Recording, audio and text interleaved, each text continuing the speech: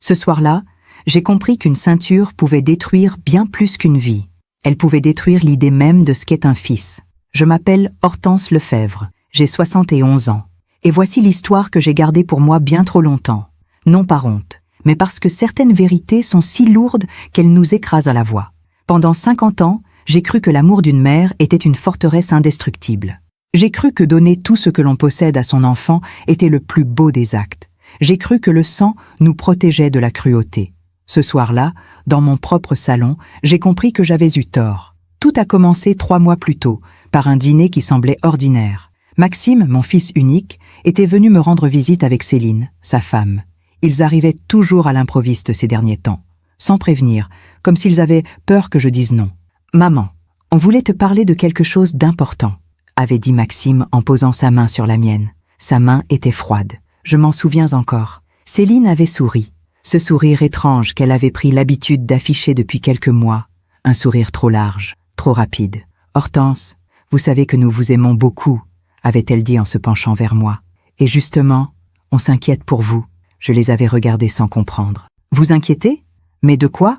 Maxime avait échangé un regard avec Céline, puis il avait sorti une enveloppe de sa veste. « Maman, tu as 71 ans maintenant, et avec tout ce que tu possèdes, la maison, les comptes, les placements de papa, on pense qu'il serait prudent de mettre tout ça en ordre. » J'avais froncé les sourcils. « En ordre? Mais tout est déjà en ordre, Maxime. Ton père a tout organisé avant de partir. » Céline avait ri, un rire léger, presque enfantin. « Oh, Hortense, vous êtes adorable. Mais les choses changent, vous savez.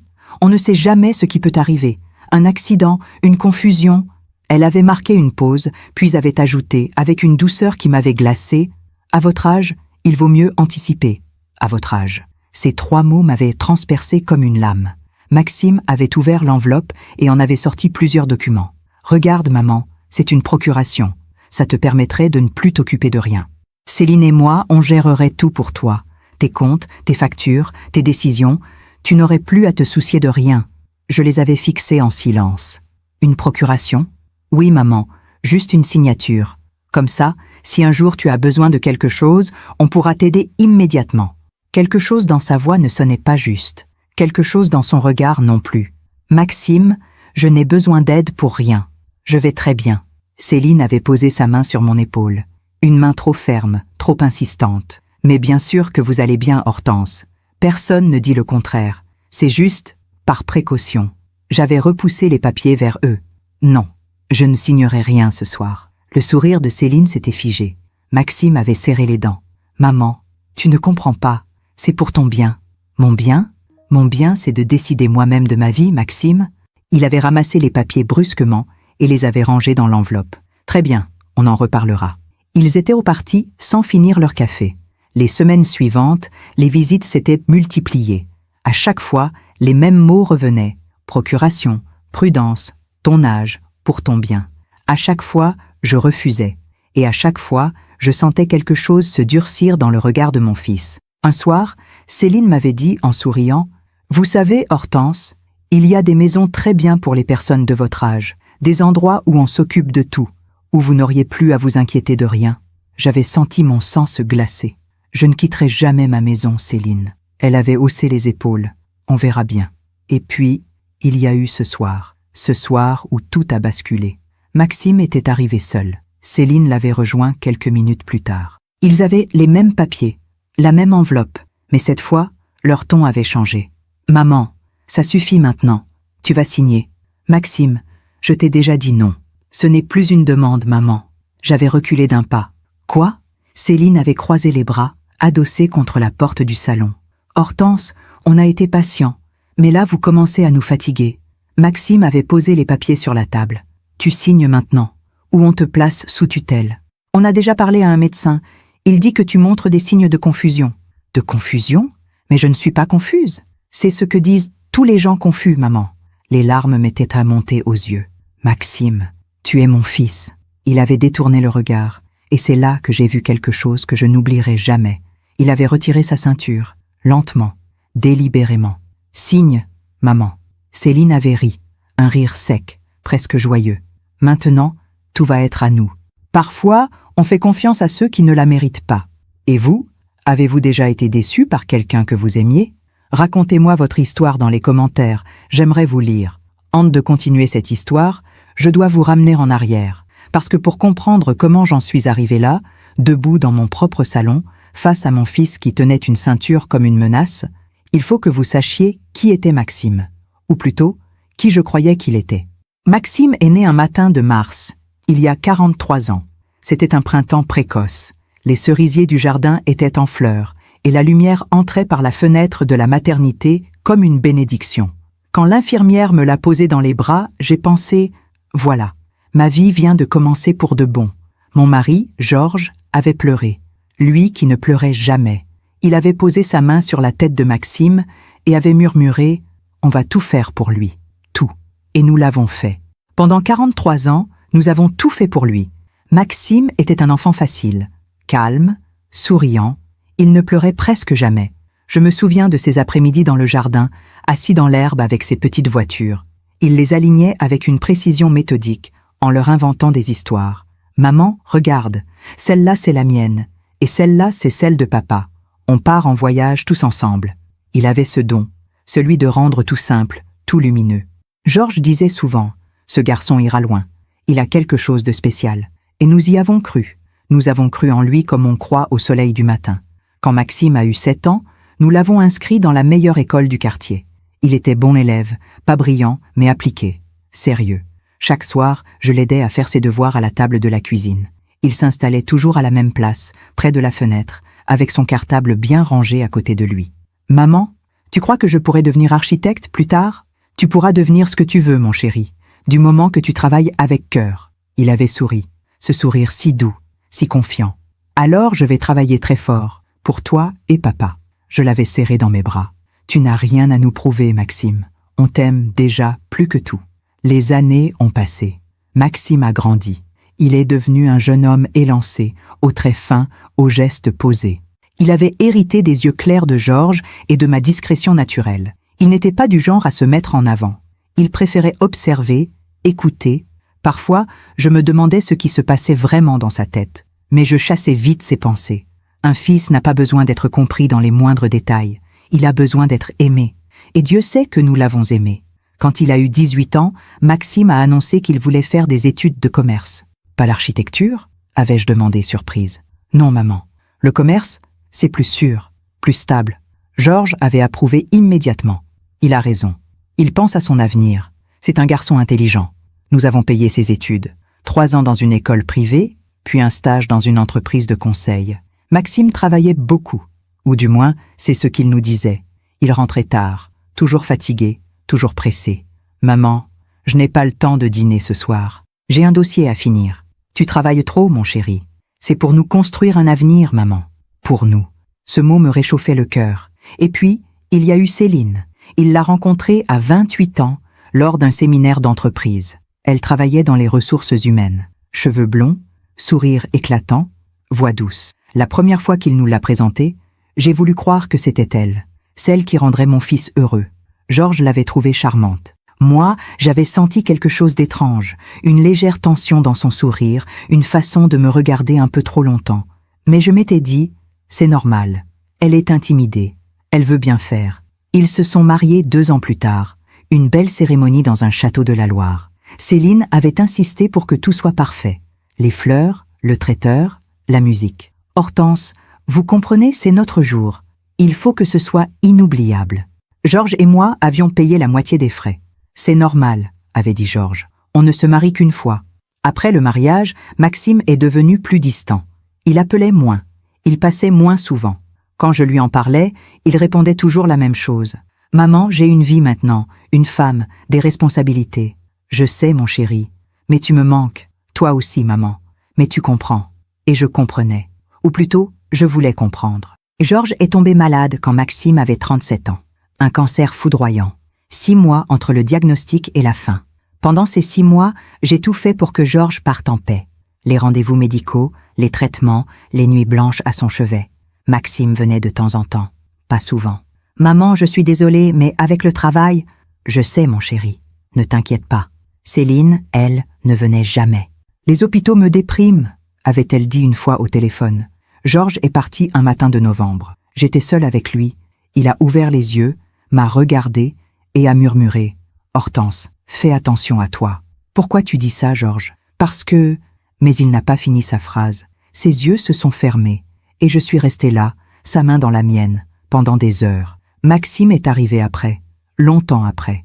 Quand je lui ai dit que son père était parti, il a hoché la tête, les mâchoires serrées. « Je suis désolée, maman. Il t'aimait tellement, Maxime. » « Je sais. » Puis il a ajouté, d'une voix plus froide, « Il faut qu'on parle de l'héritage. Papa avait des choses à régler, non ?» J'avais senti quelque chose se briser en moi. L'héritage. Pas papa. Pas je vais te manquer aussi.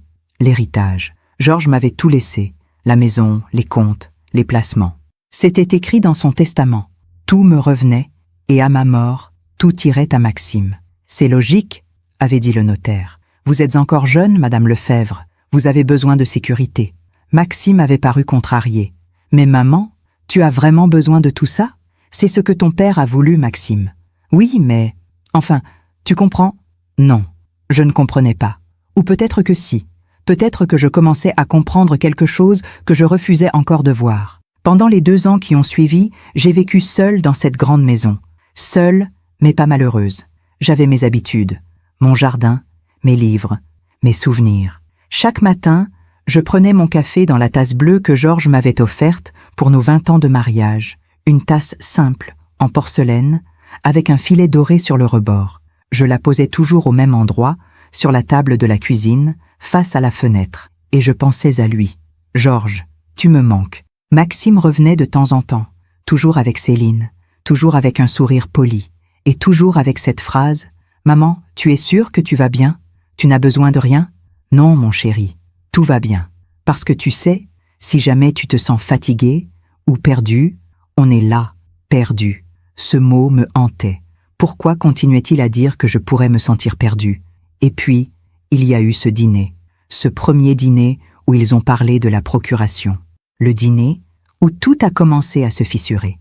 Parce qu'à partir de ce soir-là, je n'ai plus regardé mon fils de la même façon. À partir de ce soir-là, j'ai commencé à comprendre que l'amour d'une mère peut parfois être une prison dont on refuse de voir les barreaux. Pendant que je raconte tout cela, je me demande d'où vous m'écoutez. Écrivez le nom de votre ville en commentaire. Il y a des moments dans une vie où l'on voit quelque chose sans vraiment le voir, où l'on entend quelque chose sans vraiment l'entendre, parce que le cœur refuse d'accepter ce que les yeux ont déjà compris. C'est exactement ce qui m'est arrivé pendant les semaines qui ont suivi ce premier dîner. Après leur départ ce soir-là, j'étais restée longtemps assise à la table de la cuisine. La tasse bleue était encore devant moi, vide. Je l'avais prise dans mes mains et j'avais senti le filet doré sous mes doigts. Georges, qu'est-ce que j'aurais dû faire? Mais Georges n'était plus là pour me répondre. Et pour la première fois depuis sa mort, j'ai senti un vide immense, pas celui de son absence, mais celui de mon incertitude. Est-ce que je deviens folle? Est-ce que j'imagine des choses? Maxime était mon fils, mon unique enfant, celui que j'avais porté, élevé, protégé. Comment pouvait-il vouloir me faire du mal? Il ne veut pas te faire du mal, Hortense. Il s'inquiète, c'est tout. Je me répétais ces mots comme une prière, mais quelque chose, tout au fond de moi, refusait d'y croire. Les jours suivants, j'ai essayé de reprendre ma routine. Le matin, je prenais mon café dans la tasse bleue. Ensuite, je faisais un tour dans le jardin. Les rosiers avaient besoin d'être taillés. Les allées étaient couvertes de feuilles mortes, mais je n'arrivais plus à me concentrer. Chaque fois que je posais les yeux sur un objet, une photo de Maxime enfant, un vase que Céline m'avait offert pour mon anniversaire, le téléphone sur la console de l'entrée, je sentais une inquiétude sourde monter en moi. Ils vont revenir, ils vont insister, et ils sont revenus. 3 jours après ce dîner, Maxime m'a téléphoné. « Maman, c'est moi ?»« Oui, mon chéri. Comment vas-tu ?»« Très bien. Écoute, Céline et moi, on voulait passer te voir demain soir, juste pour prendre des nouvelles. Juste pour prendre des nouvelles. » Cette phrase aurait dû me rassurer, mais elle ne m'a pas rassurée. « Demain soir ? Oui, vers 19h. Ça te va ?» J'ai hésité. Une partie de moi voulait dire non, inventer une excuse, repousser cette visite, mais une autre partie, celle qui refusait encore de voir la vérité, a dit « Oui, bien sûr, je vous attendrai. » Le lendemain, j'ai passé la journée à préparer un repas. Ce n'était pas grand-chose, une quiche lorraine, une salade, une tarte aux pommes. Mais j'ai tout fait avec soin, comme si chaque geste pouvait effacer ce malaise qui ne me quittait plus. Peut-être que je me suis trompée, peut-être qu'ils viennent vraiment juste pour me voir. À 19 heures précises, la sonnette a retenti.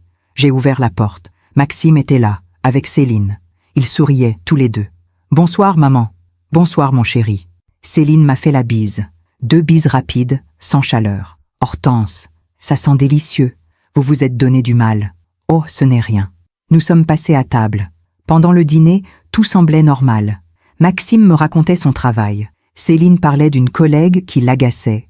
Il riait, il mangeait, mais je sentais quelque chose. Une tension, un non-dit, comme si chaque phrase n'était qu'un prélude à autre chose. Et puis, au moment du dessert, Maxime a posé sa fourchette. « Maman, on voulait te reparler de cette histoire de procuration. » Mon cœur s'est serré. « Maxime, je t'ai déjà dit que je n'en voulais pas. »« Je sais, mais tu n'as peut-être pas bien compris de quoi il s'agissait. » Il a sorti une nouvelle enveloppe de sa veste, plus épaisse que la première. « Regarde, on a simplifié les papiers. C'est beaucoup plus clair maintenant. » Il a étalé les documents devant moi. Des pages et des pages de termes juridiques, de clauses, de signatures demandées. « Tu vois, maman, c'est très simple. En gros, ça nous donne juste le droit de gérer tes comptes et tes biens si jamais tu n'es plus en mesure de le faire toi-même. Mais je suis en mesure de le faire moi-même. » Céline a posé sa main sur la mienne. « Hortense, personne ne dit le contraire. Mais vous savez, à votre âge, les choses peuvent changer très vite. Un oubli, une confusion, un accident.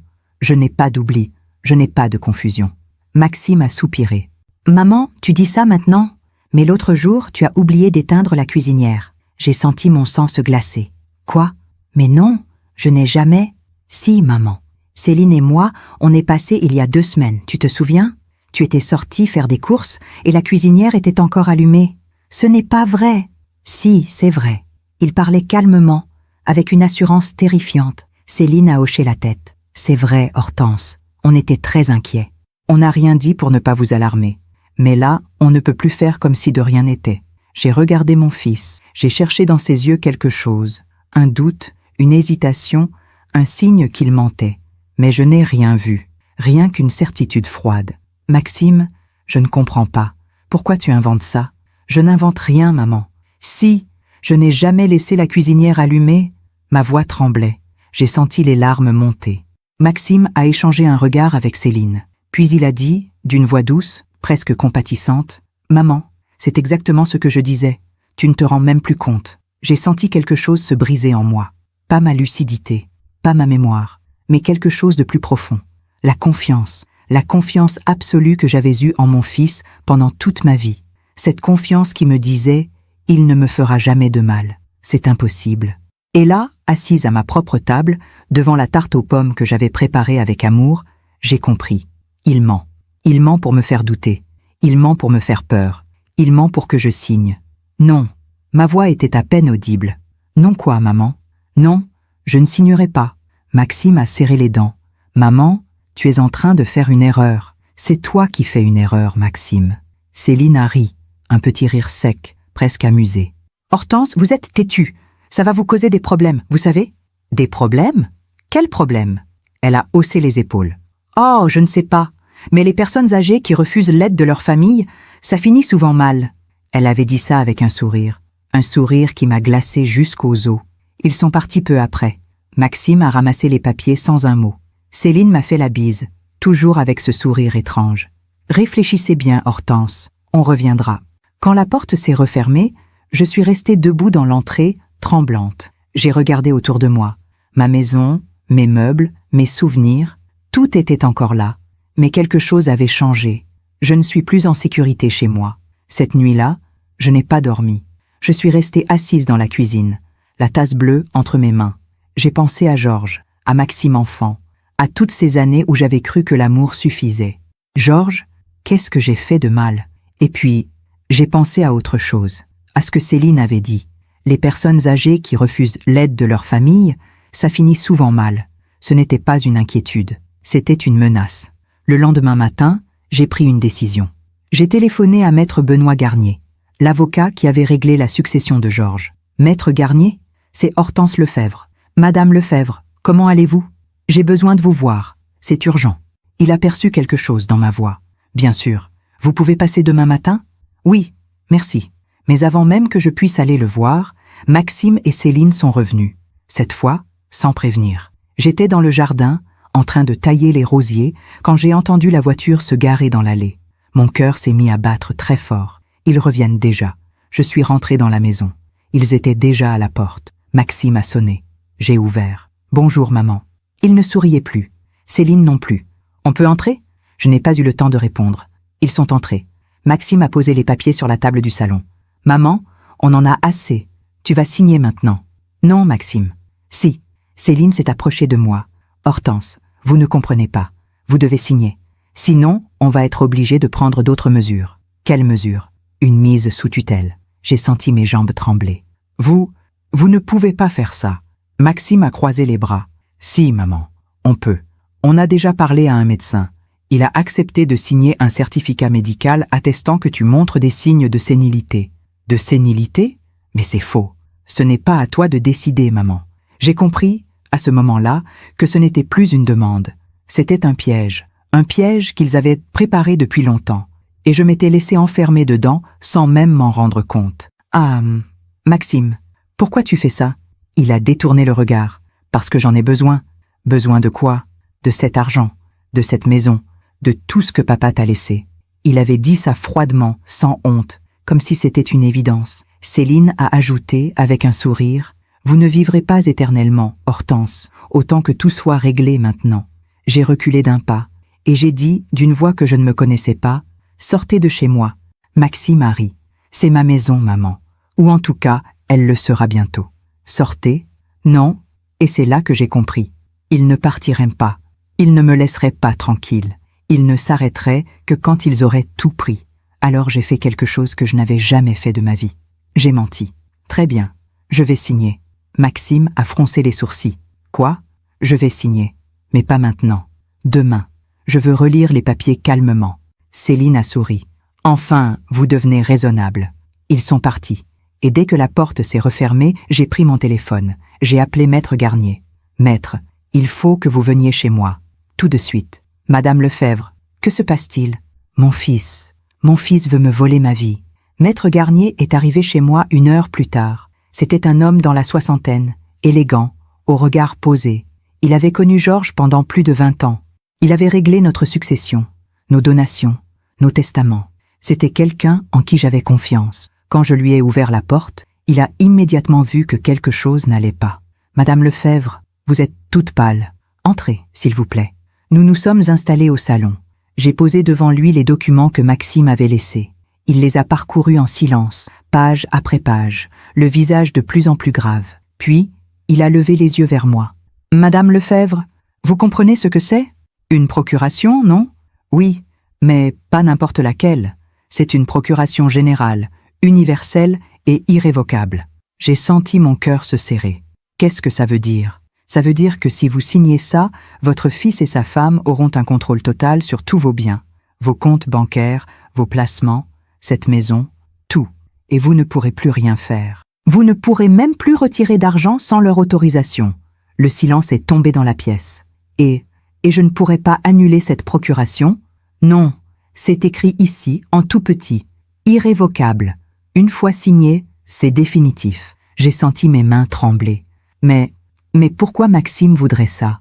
Maître Garnier a posé les papiers sur la table et m'a regardé avec une douceur terrible. « Madame Lefebvre, je dois vous poser une question difficile. Votre fils a-t-il des problèmes financiers ? Je ne sais pas. Des dettes, des investissements qui ont mal tourné ? Il ne m'en a jamais parlé. » Maître Garnier a hoché la tête lentement. « Je vois. Madame Lefebvre, je vais être direct avec vous. Ce type de document, on ne le fait signer que dans 2 cas.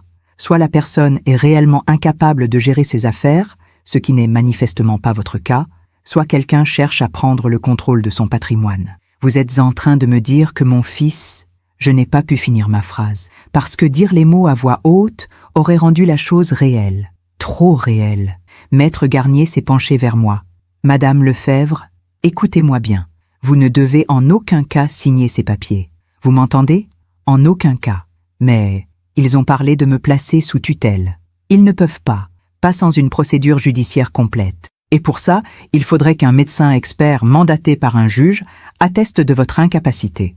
ce qui ne sera jamais le cas, puisque vous êtes parfaitement lucide. Mais Maxime a dit qu'il avait déjà un médecin Un médecin complice, Madame Lefebvre, ce qui est parfaitement illégal. S'ils essaient de faire ça, je les poursuivrai personnellement. Sa voix était ferme, presque en colère. Vous comprenez ce que je vous dis? Votre fils est en train de tenter une captation d'héritage. C'est un délit pénal. Captation d'héritage. Ces mots résonnèrent dans ma tête comme une condamnation. Mais c'est mon fils. Je sais, Madame Lefebvre, et c'est pour ça que c'est si difficile. Il a marqué une pause, puis a ajouté « Mais le sang ne justifie pas tout, et surtout pas l'abus de faiblesse. » Nous avons parlé pendant plus d'1 heure. Maître Garnier m'a expliqué mes droits, mes options, les démarches à suivre. Je vais rédiger une lettre officielle à votre fils, lui signifiant que toute tentative de pression sur vous sera poursuivie en justice. Je vais aussi contacter ce médecin dont il a parlé et lui rappeler qu'il risque la radiation s'il signe un faux certificat. Et si Maxime ne s'arrête pas, alors on portera plainte. Porteur plainte contre mon propre fils. Cette idée me donnait envie de vomir. Après le départ de Maître Garnier, je suis restée assise dans le salon pendant des heures. La nuit était tombée. Je n'avais même pas allumé les lumières. Je regardais les ombres se dessiner sur les murs et je pensais à tout ce qui s'était passé. Comment en suis-je arrivée là? Comment une mère qui avait tout donné pouvait-elle se retrouver face à un fils qui voulait tout lui prendre? J'ai pensé à toutes ces années, à tous ces sacrifices, les nuits blanches quand Maxime était bébé, les devoirs à la table de la cuisine, les frais d'école, les frais de mariage, les cadeaux, les aides financières, tout ce que nous avons fait pour lui. Et maintenant, il voulait me dépouiller. Il voulait me voler ma dignité, ma liberté, ma vie. J'ai senti la colère monter en moi, mais pas seulement contre Maxime, contre moi aussi, parce que j'avais vu les signes, j'avais vu son regard changer après la mort de Georges, j'avais senti sa froideur grandir. J'avais entendu ses questions insistantes sur l'héritage, mais je n'avais rien voulu voir, parce que voir aurait signifié accepter l'inacceptable. Cette nuit-là, je n'ai pas dormi non plus. Je suis montée dans ma chambre et je me suis assise sur le lit. Sur ma table de nuit, il y avait une photo de Maxime, une photo prise quand il avait 5 ans, dans le jardin. Il souriait, les bras tendus vers moi. J'ai pris la photo dans mes mains et j'ai pleuré. J'ai pleuré pour cet enfant qui n'existait plus. J'ai pleuré pour la mère que j'avais été. J'ai pleuré pour tout ce qui aurait pu être et qui ne serait jamais. Le lendemain matin, j'ai reçu un appel. C'était Céline. Hortense, c'est moi. Sa voix était étrangement joyeuse. Bonjour Céline. Alors, vous avez réfléchi? Réfléchi à quoi? À la procuration, voyons. Maxime m'a dit que vous alliez signer aujourd'hui. J'ai serré le téléphone plus fort. Non, Céline, je ne signerai rien. Il y a eu un silence, puis elle a ri. Un rire froid, presque moqueur. Ah bon? Vous êtes sûre, Hortense? Parce que vous savez, on peut rendre les choses très difficiles pour vous. C'est une menace? Non, c'est un conseil. Et elle a raccroché. J'ai senti la peur revenir. Une peur sourde, insidieuse. Ils ne vont pas s'arrêter. Maître Garnier avait beau me dire que j'étais protégée par la loi, je savais que Maxime et Céline ne reculeraient pas. Ils voulaient cet argent. Ils voulaient cette maison. Et ils feraient tout pour l'obtenir. Pendant les jours suivants, j'ai essayé de vivre normalement. Je prenais mon café le matin dans la tasse bleue, je taillais les rosiers, je lisais, mais tout était différent. Chaque fois que le téléphone sonnait, je sursautais. Chaque fois qu'une voiture passait dans la rue, je regardais par la fenêtre. Est-ce qu'ils reviennent? Et puis, un soir, ils sont revenus. Sans prévenir, comme toujours. J'étais dans la cuisine, en train de préparer mon dîner, quand j'ai entendu la sonnette. Mon cœur s'est mis à battre très fort. J'ai regardé par le Judas. C'était Maxime. Seul, cette fois. J'ai ouvert la porte. « Bonsoir, maman. »« Bonsoir, Maxime. » Il avait l'air fatigué, presque triste. « Je peux entrer ?» J'ai hésité. Puis j'ai dit « Oui. » Nous nous sommes assis au salon. Maxime ne disait rien. Il regardait ses mains, puis il a levé les yeux vers moi. « Maman, je suis désolé. » J'ai senti quelque chose se serrer dans ma poitrine. Désolé de quoi, Maxime? De tout? De la façon dont je me suis comportée? De ce que j'ai dit? De cette histoire de procuration? Il avait les larmes aux yeux. Je ne sais pas ce qui m'a pris. J'étais stressée, perdue. Céline me mettait la pression. Céline? Oui, elle. Elle veut qu'on achète une maison plus grande. Elle veut qu'on change de voiture. Elle veut tout le temps. Et moi, je ne sais plus comment faire. Il a baissé la tête. Alors j'ai pensé que peut-être, si je pouvais accéder à ton argent plus tôt, j'ai regardé mon fils. J'ai vu ses épaules affaissées, son visage défait. Et malgré tout ce qui s'était passé, malgré la peur, Malgré la colère, j'ai senti quelque chose de terrible monter en moi. La pitié. Maxime, je sais, maman, je sais que j'ai mal agi, mais je te promets que ça ne se reproduira plus. Il s'est levé et s'est approché de moi. S'il te plaît, maman, pardonne-moi. Et là, j'ai fait quelque chose que je regretterai longtemps. J'ai dit, d'accord quoi, je te pardonne. Maxime a souri, un sourire soulagé, presque enfantin. Merci, maman, merci. Il m'a pris dans ses bras, et pendant quelques secondes, j'ai cru que tout redeviendrait comme avant. J'ai cru que mon fils était revenu. Mais quand il s'est écarté, j'ai vu quelque chose dans son regard. Quelque chose qui m'a glacé. Il ment. Il mentait comme il avait menti pour la cuisinière. Il mentait comme il mentirait encore, parce que Maxime n'était pas venu pour s'excuser. Il était venu pour me faire baisser ma garde. Maman, puisqu'on a fait la paix, tu pourrais peut-être m'aider quand même? Juste un peu. T'aider comment? Céline et moi, on a besoin de 20 000 € pour les travaux de notre appartement. Tu pourrais nous les prêter? 20 000 €. Maxime, c'est beaucoup d'argent. Je sais, maman, mais on te les rendra. Je te le promets. J'ai regardé mon fils, et j'ai compris que je n'avais plus le choix. Si je disais non, il repartirait en colère. Si je disais oui, il reviendrait en demander plus. J'étais piégée. Alors j'ai dit ce que toutes les mères disent quand elles ne savent plus quoi faire. Laisse-moi réfléchir. Maxime est parti peu après, et dès qu'il a franchi la porte, j'ai appelé Maître Garnier. Maître, il est revenu. Qu'est-ce qu'il voulait? De l'argent? 20 000 €? Maître Garnier a soupiré. Madame Lefebvre, écoutez-moi bien. Vous ne devez rien lui donner. Rien. Parce que si vous commencez, il ne s'arrêtera jamais. Mais c'est mon fils. Justement, c'est votre fils qui abuse de vous. Cette nuit-là, je suis restée éveillée encore une fois. J'ai pensé à tout ce que Maître Garnier m'avait dit. J'ai pensé à tout ce que Maxime m'avait fait. Et j'ai compris quelque chose de terrible. Je l'ai laissé faire. Pendant toutes ces années, j'ai laissé Maxime devenir cet homme. J'ai cédé à tous ses caprices. J'ai payé toutes ses erreurs. J'ai fermé les yeux sur tous ses défauts, parce que c'était plus facile que d'affronter la vérité. Mon fils n'est pas celui que je croyais. Et maintenant, il était trop tard pour revenir en arrière. Maintenant, je devais faire face à la réalité, faire face à lui, faire face à moi-même. Pendant que je raconte tout cela, je me demande d'où vous m'écoutez. Écrivez le nom de votre ville en commentaire. Les semaines qui ont suivi ont été les plus étranges de ma vie.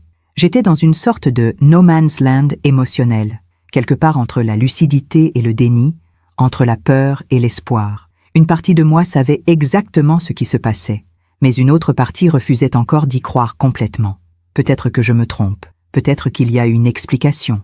C'est ce que je me répétais chaque matin, en buvant mon café dans la tasse bleue. Mais au fond de moi, je savais que quelque chose de terrible était en train de se préparer. Maxime n'est pas revenu tout de suite. Pendant presque 2 semaines, plus aucune nouvelle, pas d'appel, pas de visite, un silence qui aurait dû me rassurer, mais qui, au contraire, m'inquiétait encore plus. Qu'est-ce qu'ils sont en train de préparer? Maître Garnier m'avait dit de rester vigilante. S'il se passe quoi que ce soit d'inhabituel, vous m'appelez immédiatement. Comme quoi, par exemple? Des visites inattendues, des appels de banque, des documents à signer, n'importe quoi qui vous semble étrange. J'avais promis. Et puis, un matin, j'ai reçu un appel. Ce n'était pas Maxime, c'était ma banque. Madame Lefebvre? Bonjour, c'est Monsieur Dulac, de la Banque Lyonnaise. Bonjour, Monsieur Dulac. Je vous appelle parce que nous avons reçu une demande un peu inhabituelle concernant votre compte. Mon cœur s'est arrêté. Quelle demande? Quelqu'un s'est présenté à l'agence ce matin en se faisant passer pour votre mandataire. Il voulait avoir accès à vos relevés bancaires et effectuer un virement de 25 000 €. J'ai senti mes mains devenir glacées. Qui s'est présenté? Un homme d'une 40aine d'années. Il a donné son nom, Maxime Lefebvre. Le silence est tombé dans la pièce. Madame Lefebvre, vous êtes toujours là? Oui, je suis là. Bien sûr, nous n'avons rien fait. Nous n'avions aucune procuration enregistrée à son nom. Mais j'ai préféré vous en informer immédiatement. Merci beaucoup. Madame Lefebvre, si je puis me permettre, avez-vous des raisons de penser que quelqu'un pourrait essayer d'accéder à vos comptes sans votre autorisation? J'ai hésité. Puis j'ai dit, d'une voix tremblante, oui. Dans ce cas, je vous conseille vivement de mettre en place un dispositif de sécurité renforcé. Nous pouvons bloquer tout accès à vos comptes sans une double authentification en personne. Faites-le, s'il vous plaît. Faites-le immédiatement. Après avoir raccroché, je suis restée assise, paralysée. Maxime a essayé d'accéder à mes comptes. Il n'avait même pas attendu ma réponse pour les 20 000 euros. Il avait tenté de les prendre lui-même, sans demander, sans prévenir. Il a essayé de me voler. J'ai immédiatement appelé Maître Garnier. « Maître, il a essayé d'entrer dans mes comptes bancaires. » « Quoi ?» Je lui ai tout raconté. Il est resté silencieux pendant un long moment. Puis il a dit, d'une voix grave, « Madame Lefebvre, c'est très sérieux. C'est une tentative de fraude. Vous devez porter plainte. » « Porter plainte ? Contre mon fils ? Oui, parce que s'il a fait ça une fois, il recommencera. Et la prochaine fois, il trouvera peut-être un moyen. Mais je ne pouvais pas. Je ne pouvais pas porter plainte contre mon propre enfant. Maître, je ne peux pas. Pas encore. Madame Lefebvre, s'il vous plaît, laissez-moi d'abord lui parler. Maître Garnier a soupiré. Très bien, mais soyez prudente. Et surtout, ne le laissez plus entrer chez vous si vous êtes seule. Ce soir-là, j'ai téléphoné à Maxime. Il a décroché à la 3e sonnerie. Maman ? Maxime, il faut qu'on parle. Ah, oui, bien sûr. De quoi ? De ce que tu as fait ce matin à la banque ? Il y a eu un silence. Puis il a dit, d'une voix étrangement calme, « Je ne vois pas de quoi tu parles. Ne me mens pas, Maxime. La banque m'a appelé. Ils m'ont dit que tu avais essayé d'accéder à mes comptes. Maman, c'est un malentendu. » Un malentendu ? Oui, j'étais juste passée pour me renseigner. Pour savoir quelle démarche il fallait faire au cas où il t'arrivait quelque chose. Au cas où il m'arrivait quelque chose, Maxime, j'ai 71 ans, mais je ne suis pas mourante. Je sais, maman, mais on ne sait jamais. Sa voix était douce, presque apaisante, mais je n'y croyais plus. Maxime, dis-moi la vérité. Pourquoi as-tu besoin de cet argent ? Il a hésité, puis il a dit, parce que j'ai des dettes, maman. Des dettes ? Oui, beaucoup de dettes. J'ai senti mon cœur se serrer. Pourquoi tu ne me l'as jamais dit ? Parce que j'avais honte. De combien ? 80 000 euros. Le chiffre m'a coupé le souffle. 80 000 euros. Mais comment est-ce possible ? Des investissements qui ont mal tourné. Des prêts que j'ai signés pour aider Céline à monter son entreprise. Ça n'a pas marché. Et maintenant, les créanciers me harcèlent. Pendant un instant, j'ai senti la pitié revenir. Mon fils est dans le besoin. Mais immédiatement après, une autre pensée est venue. S'il était vraiment dans le besoin, pourquoi ne m'en a-t-il pas parlé plus tôt ? Pourquoi avoir essayé de me mentir, de me manipuler ? Maxime, si tu m'avais dit la vérité dès le début, j'aurais peut-être pu t'aider. Mais là quoi, maman ? Là, je ne sais plus si je peux te faire confiance. Il y a eu un long silence. Puis Maxime a dit d'une voix froide, « Très bien. Si c'est comme ça, débrouille-toi toute seule. » Et il a raccroché. Je suis restée là, le téléphone à la main, tremblante. Qu'est-ce que je viens de faire ? J'avais refusé d'aider mon fils. J'avais refusé de le sauver. Est-ce que je suis une mauvaise mère ? Les jours suivants, je n'ai eu aucune nouvelle de Maxime. Mais j'ai commencé à remarquer des choses étranges. Des petites choses d'abord. Un matin, en sortant chercher le courrier, j'ai trouvé la boîte aux lettres ouverte. Pourtant, j'étais certaine de l'avoir fermée la veille. Un autre jour, j'ai remarqué que quelqu'un avait fouillé dans mon secrétaire. Des papiers que j'avais rangés dans un certain ordre étaient désormais mélangés. Et puis, il y a eu cet appel. Un appel d'un numéro inconnu. Quand j'ai décroché, personne n'a parlé. Juste une respiration. Puis la ligne a été coupée. J'ai commencé à avoir peur. Une peur sourde, constante. Il me surveille. Je ne savais pas comment. Je ne savais pas pourquoi. Mais je le sentais. Et puis, un soir, j'ai trouvé quelque chose. J'étais en train de ranger la cuisine quand j'ai remarqué un objet étrange derrière le pot à ustensiles. Un petit appareil noir de la taille d'une pièce de monnaie. Je l'ai pris dans ma main. C'était froid, métallique. Je ne savais pas ce que c'était. Alors j'ai appelé mon voisin, Monsieur Fournier.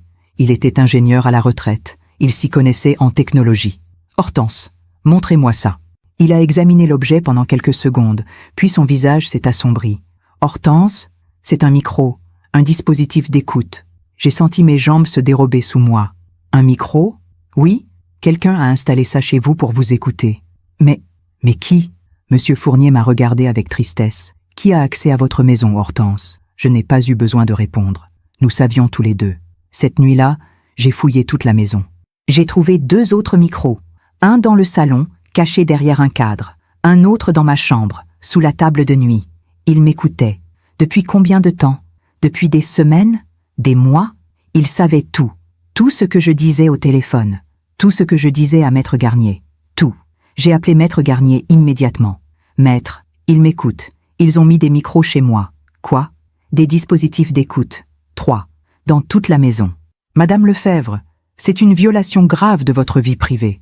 C'est illégal. Vous devez porter plainte maintenant. Mais comment ils ont fait? Comment ils sont entrés? Vous leur avez donné un double des clés, n'est-ce pas? Oui, je leur avais donné un double des clés. Il y a 2 ans, après la mort de Georges, au cas où il m'arriverait quelque chose. J'ai senti la colère monter en moi. Une colère froide, terrible. Ils ont utilisé ma confiance contre moi. Ils ont utilisé mon amour contre moi. Ils ont transformé ma maison, en une prison surveillée. Maître Garnier, qu'est-ce que je dois faire? D'abord, on change toutes vos serrures, dès demain matin. Ensuite, on porte plainte pour violation de domicile, atteinte à la vie privée, tentative de fraude. Et si Maxime revient, vous ne le laissez pas entrer. Mais Hortense, c'était la première fois qu'il m'appelait par mon prénom. Ce n'est plus votre fils qui agit, c'est un homme dangereux qui veut vous dépouiller. Vous devez vous protéger. Cette nuit-là, je n'ai pas dormi. Je suis restée assise dans le salon, tous les micros posés sur la table devant moi. Ces petits objets, noirs, froids, qui avaient capté chacun de mes mots, chacun de mes silences. J'ai pensé à Maxime, à Céline, à tout ce qu'ils avaient entendu. Mes conversations avec Maître Garnier, mes coups de téléphone à la banque, mes pleurs, la nuit. Ils m'ont écouté pleurer, et ils n'ont rien fait. Ils n'ont pas arrêté, ils ont continué. Et c'est là que j'ai compris quelque chose de définitif. Mon fils ne reviendra pas. L'homme qui voulait cet argent, cette maison, ce pouvoir sur moi, ce n'était plus l'enfant que j'avais porté. Ce n'était plus le garçon qui jouait dans le jardin avec ses petites voitures. C'était un étranger que j'avais moi-même créé, en cédant toujours, en fermant les yeux toujours, en aimant sans jamais poser de limite. Le lendemain matin, j'ai fait changer toutes les serrures. Un serrurier est venu à 8 heures. Il a tout remplacé. La porte d'entrée, la porte de derrière, le portail du jardin. Voilà, madame. Personne ne pourra plus entrer sans vos nouvelles clés. Merci. À 10 heures, Maître Garnier est arrivé avec un huissier. Ils ont photographié les micros. Ils ont rédigé un constat officiel. Madame Lefebvre, avec ses preuves, nous avons un dossier solide. Ah, vous êtes sûre? Absolument. À midi, j'ai reçu un message. De Maxime. Maman, il faut qu'on parle. C'est urgent. Je passe ce soir. J'ai regardé le message pendant longtemps. Puis j'ai répondu « Non, tu ne passes pas. Change tes projets. » La réponse est arrivée presque immédiatement. « Quoi? Pourquoi? » Parce que j'ai changé les serrures. Et parce que je sais ce que tu as fait. Il y a eu un long silence. Puis « Maman, je ne comprends pas. » De quoi tu parles? Des micros, Maxime. Des 3 micros que tu as installés chez moi. Plus de réponse. Pendant 1 heure, plus rien. Et puis, à 13 heures, mon téléphone a sonné. C'était Céline. « Hortense, il faut qu'on se voie. »« Non, si. Parce que sinon, vous allez le regretter. » Sa voix était glaciale. « Me regretter quoi, Céline? Vous verrez. » Et elle a raccroché. Je me demande encore si j'ai fait le bon choix. Et vous, qu'auriez-vous fait à ma place? Après l'appel de Céline, je suis restée immobile pendant plusieurs minutes. Ces derniers mots résonnaient encore dans ma tête. Vous verrez. Ce n'était pas une simple menace. C'était une promesse que quelque chose de terrible allait se passer. J'ai appelé Maître Garnier. « Maître, Céline vient de m'appeler. Elle m'a menacée. Qu'est-ce qu'elle a dit exactement? Qu'il fallait qu'on se voie. Et que si je refusais, j'allais le regretter. » Il y a eu un silence au bout du fil. « Madame Lefebvre, je vais être très claire avec vous. À partir de maintenant, vous ne répondez plus à leurs appels. Vous ne les voyez plus. Vous ne leur parlez plus. Toute communication doit passer par moi. C'est compris? Oui? Bien. Et si jamais ils se présentent chez vous, vous appelez immédiatement la police. La police? Oui, parce que ce ne sont plus de simples conflits familiaux, Madame Lefebvre. C'est du harcèlement, c'est de l'intimidation et potentiellement de la mise en danger. Cet après-midi-là, j'ai essayé de me calmer. Je suis sortie dans le jardin. Les rosiers avaient besoin d'être arrosés. Le vent d'automne avait fait tomber des feuilles partout. J'ai pris mon arrosoir et j'ai commencé à faire le tour des massifs. Mais mes mains tremblaient. Chaque fois qu'une voiture passait dans la rue, je levais la tête. Est-ce qu'ils viennent? Vers 17 heures, j'ai entendu une voiture se garer devant chez moi. Mon cœur s'est mis à battre très fort. Je me suis approchée de la fenêtre du salon, discrètement. C'étaient eux, Maxime et Céline. Ils étaient devant le portail, en train de parler. Céline pointait quelque chose du doigt. Maxime hochait la tête. Puis ils se sont dirigés vers la porte. La sonnette a retenti. 1 fois, 2 fois, 3 fois. Je n'ai pas bougé. « Maman? Maman, on sait que tu es là !» C'était la voix de Maxime. « Ouvre, s'il te plaît. Il faut qu'on parle. » Je suis restée silencieuse, le dos contre le mur de l'entrée. « Maman !» Il a sonné encore, encore, encore. Puis j'ai entendu Céline dire « Elle ne veut pas ouvrir. Et c'est ta clé. » Je n'ai plus ma clé. Elle a changé les serrures. Il y a eu un silence. Puis Céline a dit, d'une voix dure, « Cette vieille conne !» J'ai senti quelque chose se briser en moi en entendant ces mots. Vieille conne. Voilà comment elle me voyait. Voilà comment ils me voyaient, tous les deux. Pas comme une mère, pas comme une personne, comme un obstacle. Maxime a frappé à la porte, fort, de plus en plus fort. « Maman, ouvre cette porte, elle n'ouvrira pas, » a dit Céline. « Il faut trouver un autre moyen. » Quel autre moyen? Je ne sais pas. Mais on ne peut pas rester comme ça. Ils sont restés devant la porte encore quelques minutes, puis ils sont partis. Quand le bruit de leur voiture s'est éloigné, j'ai glissé le long du mur et je me suis assise par terre. Je tremblais de partout. Pas seulement de peur, de rage, de honte, de tristesse. Comment en sommes-nous arrivés là? Ce soir-là, je n'ai rien mangé. Je suis restée assise dans le salon, dans le noir, à regarder les ombres bouger sur les murs. J'ai pensé à Georges. « Georges, tu avais vu quelque chose, n'est-ce pas? Cette dernière phrase qu'il m'avait dite, avant de mourir. « Hortense, fais attention à toi. » Pourquoi avait-il dit ça? Qu'est-ce qu'il avait compris que je n'avais pas vu? Et puis, j'ai pensé à autre chose, à toutes ces fois où Georges avait essayé de me parler de Maxime. « Hortense, tu ne trouves pas qu'il demande beaucoup? Il est jeune, Georges. C'est normal. Oui, mais parfois j'ai l'impression qu'il ne pense qu'à l'argent. » « Ah, ne dis pas ça. Il pense à son avenir, ou au nôtre. » Je n'avais pas voulu écouter. Je n'avais pas voulu voir. Parce que voir aurait signifié accepter que mon fils n'était pas celui que j'avais imaginé. Et j'avais préféré fermer les yeux. Pendant des années. Le lendemain matin, j'ai reçu un courrier. Une lettre recommandée. Je l'ai ouverte avec des mains tremblantes. C'était une convocation. Une convocation devant un juge des tutelles. Monsieur Maxime Lefebvre a déposé une requête en vue de la mise sous protection juridique de Madame Hortense Lefebvre, née le 14 mars 1954, pour cause d'altération des facultés mentales. Vous êtes convoqué le 18 novembre à 14 h au tribunal de grande instance. J'ai senti le sol se dérober sous mes pieds. Il l'a fait. Il avait vraiment déposé une demande de tutelle. Mon propre fils, mon unique enfant. Il voulait me faire passer pour folle. J'ai immédiatement appelé Maître Garnier.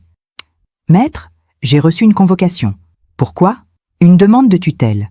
Maxime veut me faire placer sous tutelle. Ce fils de... » Il s'est arrêté. « Pardon, Madame Lefebvre, mais c'est ignoble. Qu'est-ce que je dois faire? D'abord, ne paniquez pas. Ce type de demande n'aboutit presque jamais quand la personne est lucide. Le juge va vous recevoir, il va constater que vous êtes parfaitement capable de gérer votre vie, et il rejettera la demande. Vous êtes sûr? Absolument. Mais il faut préparer votre défense. Je vais rédiger un dossier complet, avec les attestations de vos médecins, de vos amis, de vos voisins, et je serai présent à l'audience avec vous. Pendant les jours suivants, Maître Garnier a travaillé sans relâche. Il a contacté mon médecin traitant, le docteur Moreau, qui m'a fait passer des tests cognitifs. Hortense, vous êtes en parfaite santé mentale. Aucun signe de démence, aucun trouble de la mémoire. Je vais rédiger un certificat médical détaillé. Merci, docteur. Mais, puis-je vous poser une question? Oui. C'est vraiment votre fils qui fait ça? J'ai baissé les yeux. Oui. Il a secoué la tête, l'air triste. Je suis désolé, Hortense. Vraiment désolé. Maître Garnier a aussi contacté mes voisins. Monsieur Fournier a immédiatement accepté de témoigner. Hortense est une femme parfaitement autonome et lucide. Je la vois tous les jours. Elle s'occupe de son jardin, elle gère sa maison, elle lit, elle réfléchit. Il n'y a aucune raison de la placer sous tutelle. Madame Blanchard, ma voisine d'en face, a fait de même. Je connais Hortense depuis 20 ans. C'est une femme remarquable. Ce qui lui arrive est une honte. Petit à petit, le dossier prenait forme. Un dossier solide. Un dossier qui prouvait que j'étais saine d'esprit, que j'étais victime, pas malade. Mais malgré tout, j'avais peur. Peur que le juge ne me croie pas. Peur que Maxime ait trouvé un moyen de me faire passer pour folle. Et si ce médecin complice témoignait contre moi? 2 jours avant l'audience, j'ai reçu un autre appel. Cette fois, ce n'était ni Maxime ni Céline. C'était quelqu'un d'autre. Une femme. Madame Lefebvre? Oui. Je m'appelle Nathalie Berger. Je suis... j'étais la comptable de votre fils. Mon cœur s'est mis à battre plus fort. Sa comptable? Oui, je viens de démissionner. Et il faut que je vous parle. Me parler de quoi? De ce que Maxime et Céline sont vraiment en train de faire. Nous nous sommes donné rendez-vous dans un café, loin de chez moi. Nathalie Berger était une femme d'une 50aine d'années, au visage sérieux.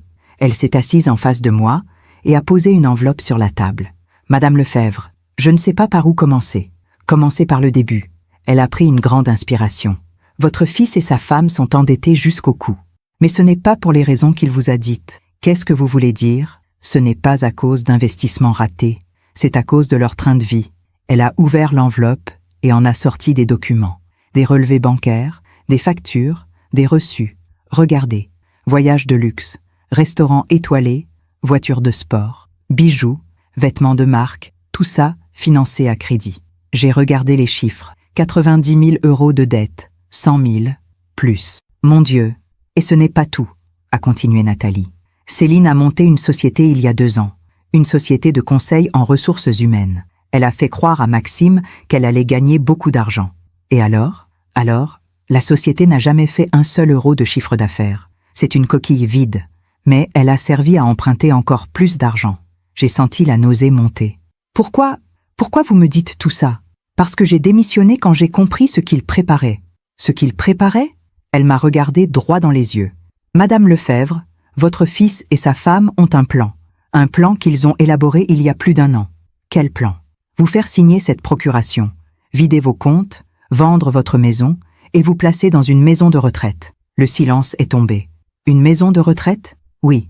Ils ont même déjà visité un établissement médicalisé pour personnes atteintes de démence. Mais je n'ai pas de démence, je sais. Mais avec un faux certificat médical et une mise sous tutelle, ils pourraient vous y placer de force. J'ai senti les larmes couler sur mes joues. Pourquoi? Pourquoi il fait ça? Nathalie a posé sa main sur la mienne. Parce qu'il a peur. Peur de perdre son niveau de vie. Peur que les créanciers le poursuivent. Peur de devoir affronter ses responsabilités. Et moi? Vous, Madame Lefebvre, vous êtes juste un moyen d'obtenir ce qu'il veut. Elle a sorti un autre document. J'ai fait des copies de tout. Les relevés bancaires, les contrats de prêt, les factures. Tout est là. Pourquoi vous faites ça? Parce que ce qu'ils font est ignoble. Et parce que je ne veux pas être complice. Elle a glissé l'enveloppe vers moi. Donnez ça à votre avocat. Ça vous aidera devant le juge. Quand je suis rentrée chez moi, j'ai immédiatement appelé Maître Garnier. Maître, j'ai quelque chose d'important. Il est venu dans l'heure. J'ai étalé tous les documents sur la table. Il les a parcourus en silence, page après page. Puis, il a levé les yeux vers moi. Madame Lefebvre, avec ça, on ne va pas seulement gagner l'audience, on va les détruire. Cette nuit-là, pour la première fois depuis des semaines, j'ai ressenti quelque chose de nouveau. Pas de la joie, pas du soulagement, mais une forme de clarté. Je sais qui ils sont, je sais ce qu'ils ont fait, je sais ce qu'ils voulaient me faire. Et maintenant, je sais quoi faire. Le lendemain matin, j'ai pris mon café dans la tasse bleue. J'ai regardé le filet doré sur le rebord et j'ai pensé à Georges. Georges, tu avais raison. Il fallait faire attention. Mais maintenant, c'est moi qui vais me battre. Pour toi, pour moi et pour la vérité.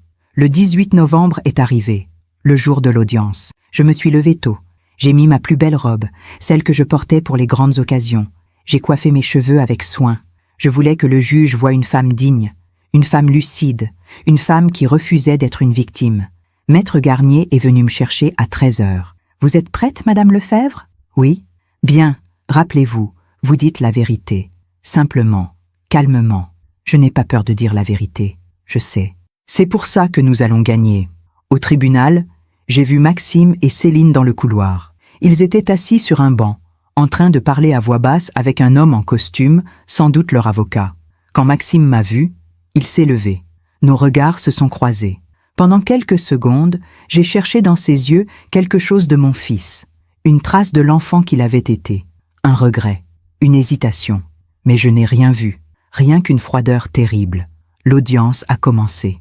Le juge était une femme d'une 60aine d'années, au regard perçant mais juste. Madame Lefebvre, vous comprenez pourquoi vous êtes ici aujourd'hui? Oui, Madame la juge. Mon fils a demandé ma mise sous tutelle. Et que pensez-vous de cette demande? Je pense qu'elle est injuste et mensongère. Maître Garnier a présenté notre dossier, les certificats médicaux, les témoignages des voisins, les preuves des micros installés chez moi, les relevés bancaires fournis par Nathalie Berger. Tout. L'avocat de Maxime a tenté de me discréditer. Madame Lefebvre, n'est-il pas vrai que vous avez oublié d'éteindre votre cuisinière il y a quelques semaines? Non, c'est faux. Votre fils affirme le contraire. Mon fils ment. Le juge m'a regardé. Madame Lefebvre, c'est une accusation grave. Je sais, madame la juge, mais c'est la vérité. Mon fils ment pour obtenir le contrôle de mes biens. L'audience a duré 2 heures. À la fin, le juge a pris quelques minutes pour examiner tous les documents. Puis, elle a levé les yeux. J'ai ma décision. Le silence est tombé dans la salle. La demande de mise sous tutelle est rejetée. Madame Lefebvre est manifestement en pleine possession de ses moyens. Par ailleurs, je constate que cette demande semble motivée non par un souci de protection, mais par des intérêts financiers.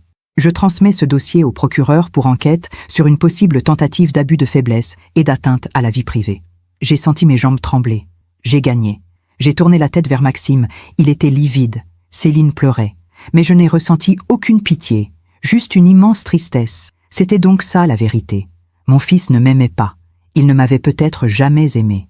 Après l'audience, je suis sorti du tribunal avec Maître Garnier. Le ciel était gris, lourd de nuages. Il faisait froid, mais je ne sentais rien. Ni le froid, ni le vent. Juste un vide immense. Madame Lefebvre, vous avez été remarquable, a dit Maître Garnier. Vous avez gagné. Gagné quoi? Il m'a regardé, surpris. Votre liberté, votre dignité, votre maison. Oui, mais j'ai perdu mon fils. Il a posé sa main sur mon épaule. Madame Lefebvre, avec tout le respect que je vous dois, vous n'avez pas perdu votre fils aujourd'hui. Vous l'aviez déjà perdu. Aujourd'hui, vous avez juste cessé de vous mentir à vous-même. Ces mots m'ont transpercé, parce qu'ils étaient vrais, terriblement vrais. Maître Garnier m'a raccompagné chez moi. Vous voulez que je reste un moment? Non, merci.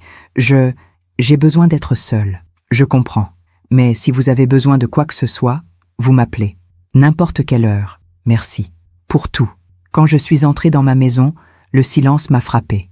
Un silence lourd, oppressant. Je me suis assise au salon. J'ai regardé autour de moi. Tous ces meubles, tous ces objets, tous ces souvenirs. Cette maison que Georges et moi avions construite ensemble. Cette maison que j'avais voulu transmettre à mon fils. Pourquoi? Pour qu'il la vende. Pour qu'il en fasse de l'argent. Pour qu'il efface tout ce que nous avions été. J'ai pensé à toutes ces années. À tous ces moments où j'avais cru faire le bon choix.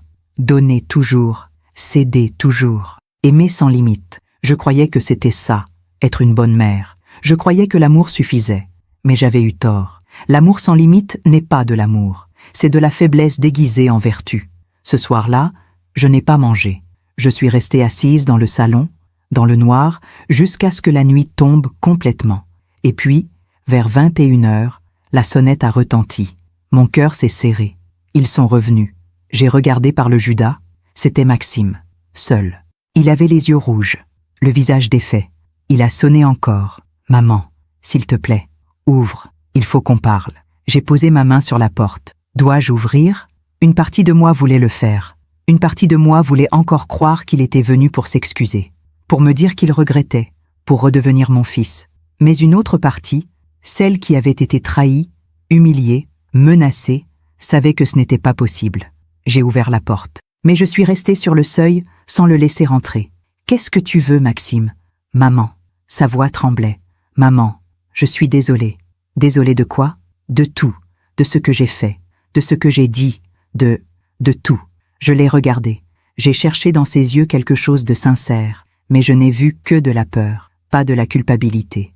Pas du remords. Juste de la peur. « Maxime, tu n'es pas désolé. Tu as peur. C'est différent. »« Non, maman, Tu as peur parce que le juge a rejeté ta demande. Tu as peur parce qu'il y a maintenant une enquête sur toi. Tu as peur parce que tu as perdu. » Il a baissé la tête. « Maman, s'il te plaît, ne fais pas ça. »« Ne fais pas quoi? Ne me rejette pas. Je suis ton fils. » J'ai senti les larmes monter. « Tu es mon fils, oui. Mais moi, qui suis-je pour toi? » Il a levé les yeux vers moi, sans répondre. « Dis-moi, Maxime, qui suis-je pour toi? Une mère ou un compte bancaire ?» Il a ouvert la bouche, puis l'a refermée. Il ne savait pas quoi dire. Ou plutôt, il savait, mais il ne pouvait pas le dire à voix haute. « Maxime, pendant toute ma vie, j'ai cru que t'aimer suffisait. Que te donner tout ce que je pouvais te donner suffirait à faire de toi un homme bien. Mais j'avais tort. Maman, non, je J'avais tort parce que je ne t'ai jamais appris la chose la plus importante. Quoi? Que tout n'est pas dû, que la vie ne nous doit rien, et que l'amour d'une mère n'est pas un chèque en blanc. Il y a eu un long silence. Puis Maxime a dit, d'une voix brisée, « Alors tu ne m'aimes plus ?» J'ai senti mon cœur se déchirer. « Je t'aimerai toujours, Maxime, parce que tu es mon fils. Mais je ne peux plus accepter ce que tu es devenu. Ce que je suis devenu? Un homme qui installe des micros chez sa mère. Un homme qui essaie de la faire passer pour folle. Un homme qui voulait l'enfermer dans une maison de retraite pour lui voler sa vie. » Maxime a reculé d'un pas. « Comment je sais? Parce que quelqu'un de bien m'a prévenu, quelqu'un qui avait encore une conscience. Il est devenu livide. Nathalie? Oui, Nathalie. » Il a serré les poings, et pendant quelques secondes, j'ai vu quelque chose dans ses yeux qui m'a glacé, de la colère, une colère froide, presque haineuse. « Cette salope !»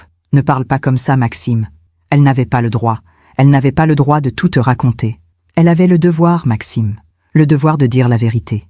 Il a fait un pas vers moi. J'ai instinctivement reculé. « Maxime, ne t'approche pas. »« Pourquoi? Tu as peur de moi maintenant? » »« Oui. » Le mot est sorti tout seul.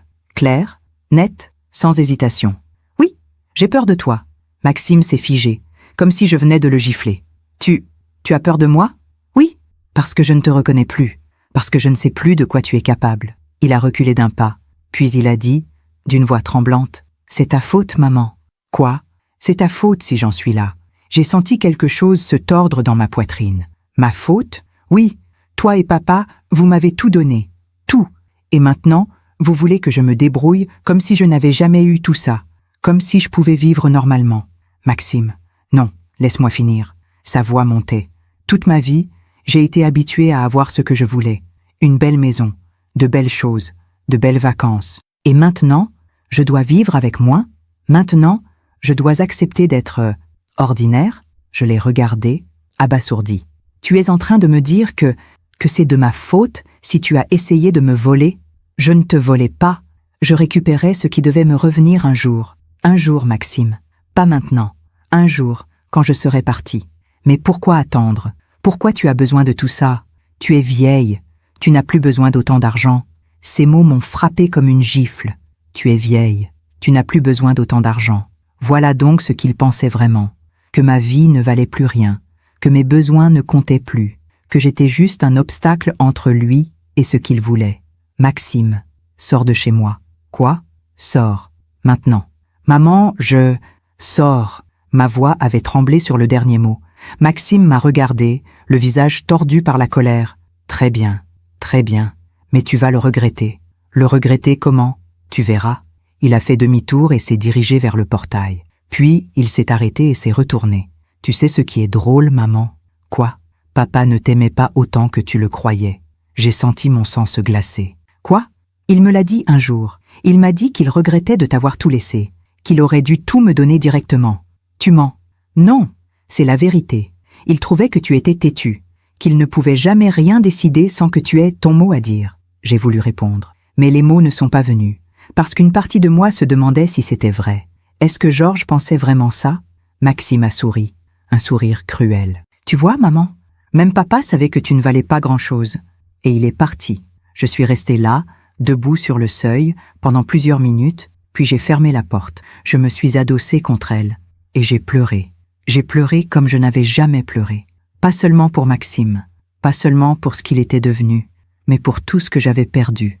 Mon fils, mon illusion, ma vie telle que je l'avais imaginée. Cette nuit-là, je n'ai pas dormi. Je suis montée dans ma chambre et j'ai regardé la photo de Maxime sur ma table de nuit. Cette photo où il avait 5 ans, les bras tendus vers moi. J'ai pris la photo et je l'ai retournée, face contre le bois. Je ne peux plus te regarder. Je ne peux plus faire semblant. Le lendemain matin, j'ai reçu un appel de Maître Garnier. « Madame Lefebvre, j'ai une mauvaise nouvelle. » Mon cœur s'est serré. « Quoi? Maxime et Céline viennent de déposer plainte contre vous. »« Contre moi? Pourquoi? »« Pour diffamation. Ils affirment que vous avez menti devant le juge, que vous les avez accusés à tort. » J'ai senti la rage monter en moi. « C'est ridicule, je sais, mais c'est leur dernière carte. Ils essaient de vous intimider, de vous faire peur. Qu'est-ce qu'on fait? On se défend. Et on contre-attaque. J'ai déjà préparé une plainte pour abus de faiblesse, atteinte à la vie privée et tentative d'escroquerie. Les semaines suivantes ont été un cauchemar. Des convocations, des interrogatoires, des lettres d'avocats. Maxime et Céline ne lâchaient rien. Ils continuaient à m'attaquer, à me harceler, à essayer de me briser. Un soir, j'ai reçu un message de Céline.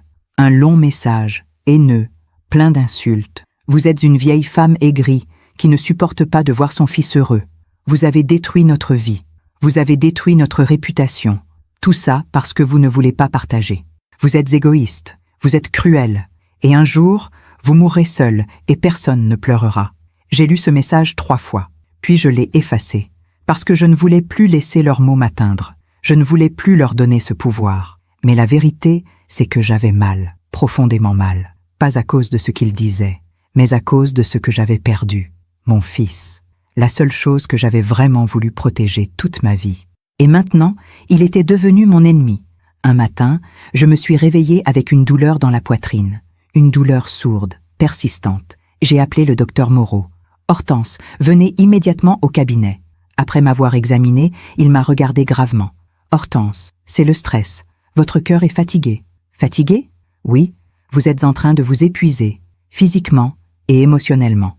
Qu'est-ce que je dois faire ? Vous reposer, vous éloigner de tout ça. Je ne peux pas tant que ce n'est pas fini. Mais au fond de moi, je savais qu'il avait raison. Je suis en train de me détruire. Pas à cause de Maxime, mais à cause de moi. Parce que je refuse encore de lâcher prise. Parce que je refuse encore d'accepter que c'est fini. Ce soir-là, je suis restée longtemps dans le jardin. Les rosiers étaient presque tous fanés. L'hiver approchait. Je me suis assise sur le banc, celui où Georges et moi nous asseyions autrefois. Et j'ai pensé à lui. « Georges, tu me manques tellement. Tu me manques parce que tu étais le seul qui me comprenait vraiment. Le seul qui m'aimait vraiment. » Et puis, j'ai pensé à quelque chose, à ce que Maxime m'avait dit. « Papa ne t'aimait pas autant que tu le croyais. » Est-ce que c'était vrai ? J'ai fermé les yeux et j'ai laissé les souvenirs revenir. Georges, le jour de notre mariage. Georges, le jour de la naissance de Maxime. Georges, tenant ma main pendant toutes ces années. Georges, me disant, juste avant de mourir, « Fais attention à toi. » Non, Maxime mentait. Georges m'aimait. J'en étais certaine. Et même si je ne l'avais jamais été, même si j'avais eu des doutes, je choisissais de croire en cet amour, parce que c'était tout ce qui me restait. Cet amour, cette certitude, cette vérité. Cette nuit-là, j'ai dormi un peu mieux. Pas beaucoup, mais un peu. Et au matin, quand j'ai ouvert les yeux, j'ai su quelque chose. Je ne vais pas les laisser gagner. Je ne vais pas me laisser détruire. Je vais me battre, jusqu'au bout, parce que c'est tout ce qu'il me reste. Ma dignité. Les jours qui ont suivi ma confrontation avec Maxime ont été étrangement calmes. Pas de coups de téléphone, pas de visite, pas de menaces. Juste un silence pesant, comme celui qui précède la tempête. Je savais qu'il préparait quelque chose. Mais cette fois, je n'avais plus peur. Ou plutôt, j'avais peur, mais je refusais de me laisser paralyser.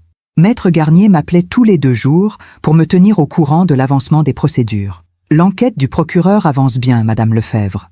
Ils ont saisi les relevés bancaires de votre fils et de sa femme. Ils ont interrogé le médecin qui devait signer le faux certificat. Il a tout avoué. Vraiment ? Oui. Il a dit que Maxime lui avait offert 5 000 € pour signer un certificat attestant de votre sénilité, sans même vous avoir examiné. 5 000 €. C'était donc le prix de ma liberté, le prix de ma dignité. 5 000 €. Qu'est-ce qui va leur arriver ? S'ils sont reconnus coupables, et je pense qu'ils le seront, ils risquent jusqu'à 3 ans de prison et 75 000 € d'amende. Pour abus de faiblesse et tentative d'escroquerie. 3 ans de prison. Mon fils, en prison. Cette pensée aurait dû me briser, mais elle ne m'a rien fait, parce que j'avais déjà accepté l'inacceptable. Ce n'est plus mon fils. C'est un étranger qui porte son nom. Un matin, j'ai reçu une lettre manuscrite, de Maxime. J'ai hésité longtemps avant de l'ouvrir, puis je l'ai fait. Maman, je ne sais pas par où commencer. Je sais que tu ne me crois plus. Je sais que je t'ai fait du mal. Je sais que j'ai tout gâché. Mais il faut que tu saches quelque chose. Je n'ai jamais voulu te faire du mal. Vraiment. Je voulais juste survivre. Céline et moi, on est au bord du gouffre. On va tout perdre. Notre appartement, notre voiture, tout. Les créanciers nous poursuivent. Ils menacent de saisir nos biens. J'ai peur, maman. J'ai tellement peur. Et je me suis dit que toi, tu pouvais nous aider. Que c'était normal. Que c'était ce que font les mères. Mais j'ai compris que je m'étais trompée. Que je t'avais blessée. Que j'avais tout détruit entre nous. Je ne te demande pas de me pardonner.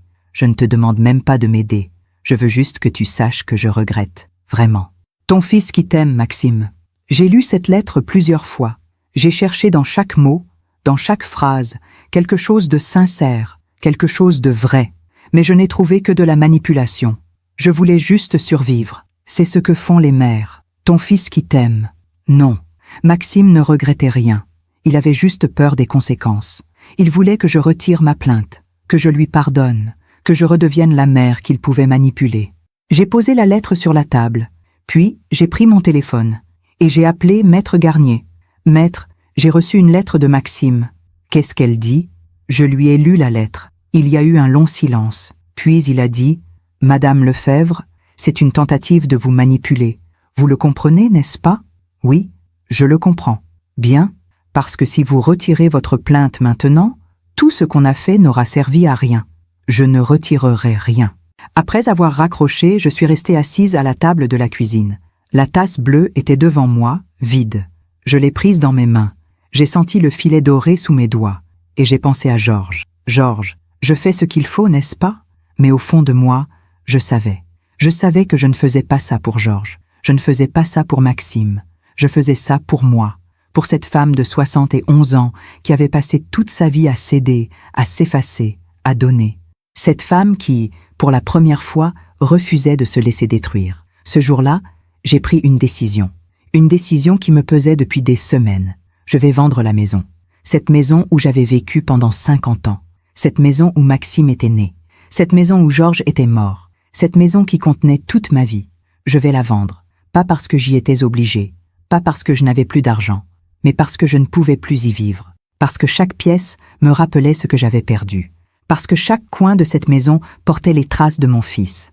Et je ne voulais plus vivre avec ces traces. J'ai appelé Maître Garnier. « Maître, je veux vendre ma maison. Vous êtes sûr?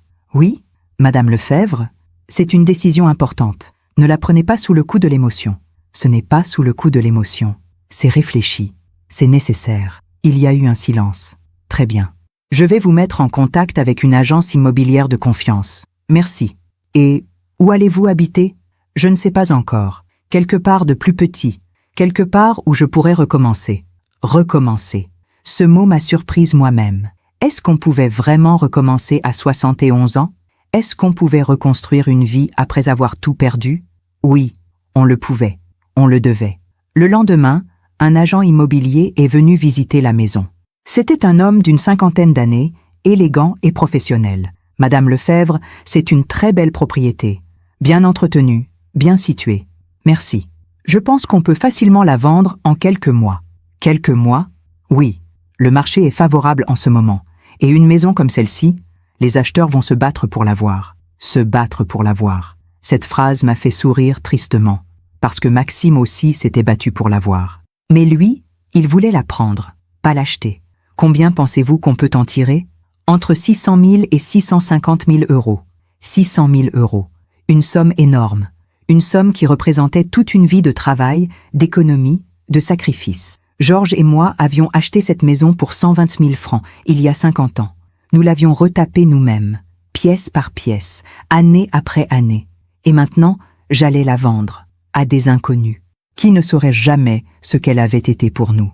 Très bien, faites le nécessaire. Parfait, je vais préparer les documents.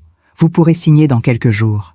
Après son départ, j'ai fait le tour de la maison, lentement, pièce par pièce, comme pour dire au revoir. Le salon, où Georges et moi avions passé tant de soirées à lire, à parler, à simplement être ensemble.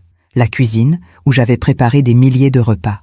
Où Maxime faisait ses devoirs à la table près de la fenêtre. La chambre de Maxime, que je n'avais jamais eu le cœur de transformer. Avec encore ses posters au mur, ses livres sur les étagères. Notre chambre, où Georges était mort dans mes bras. Et puis, le jardin. Ce jardin que j'aimais tant. Les rosiers que j'avais plantés un par un. Le banc où nous nous asseyions le soir, l'allée de gravier où Maxime jouait avec ses petites voitures. Tout ça allait disparaître. Mais étrangement, je ne ressentais pas de tristesse, juste une forme de paix, parce que je savais que c'était la bonne décision. Lâcher prise, partir, recommencer.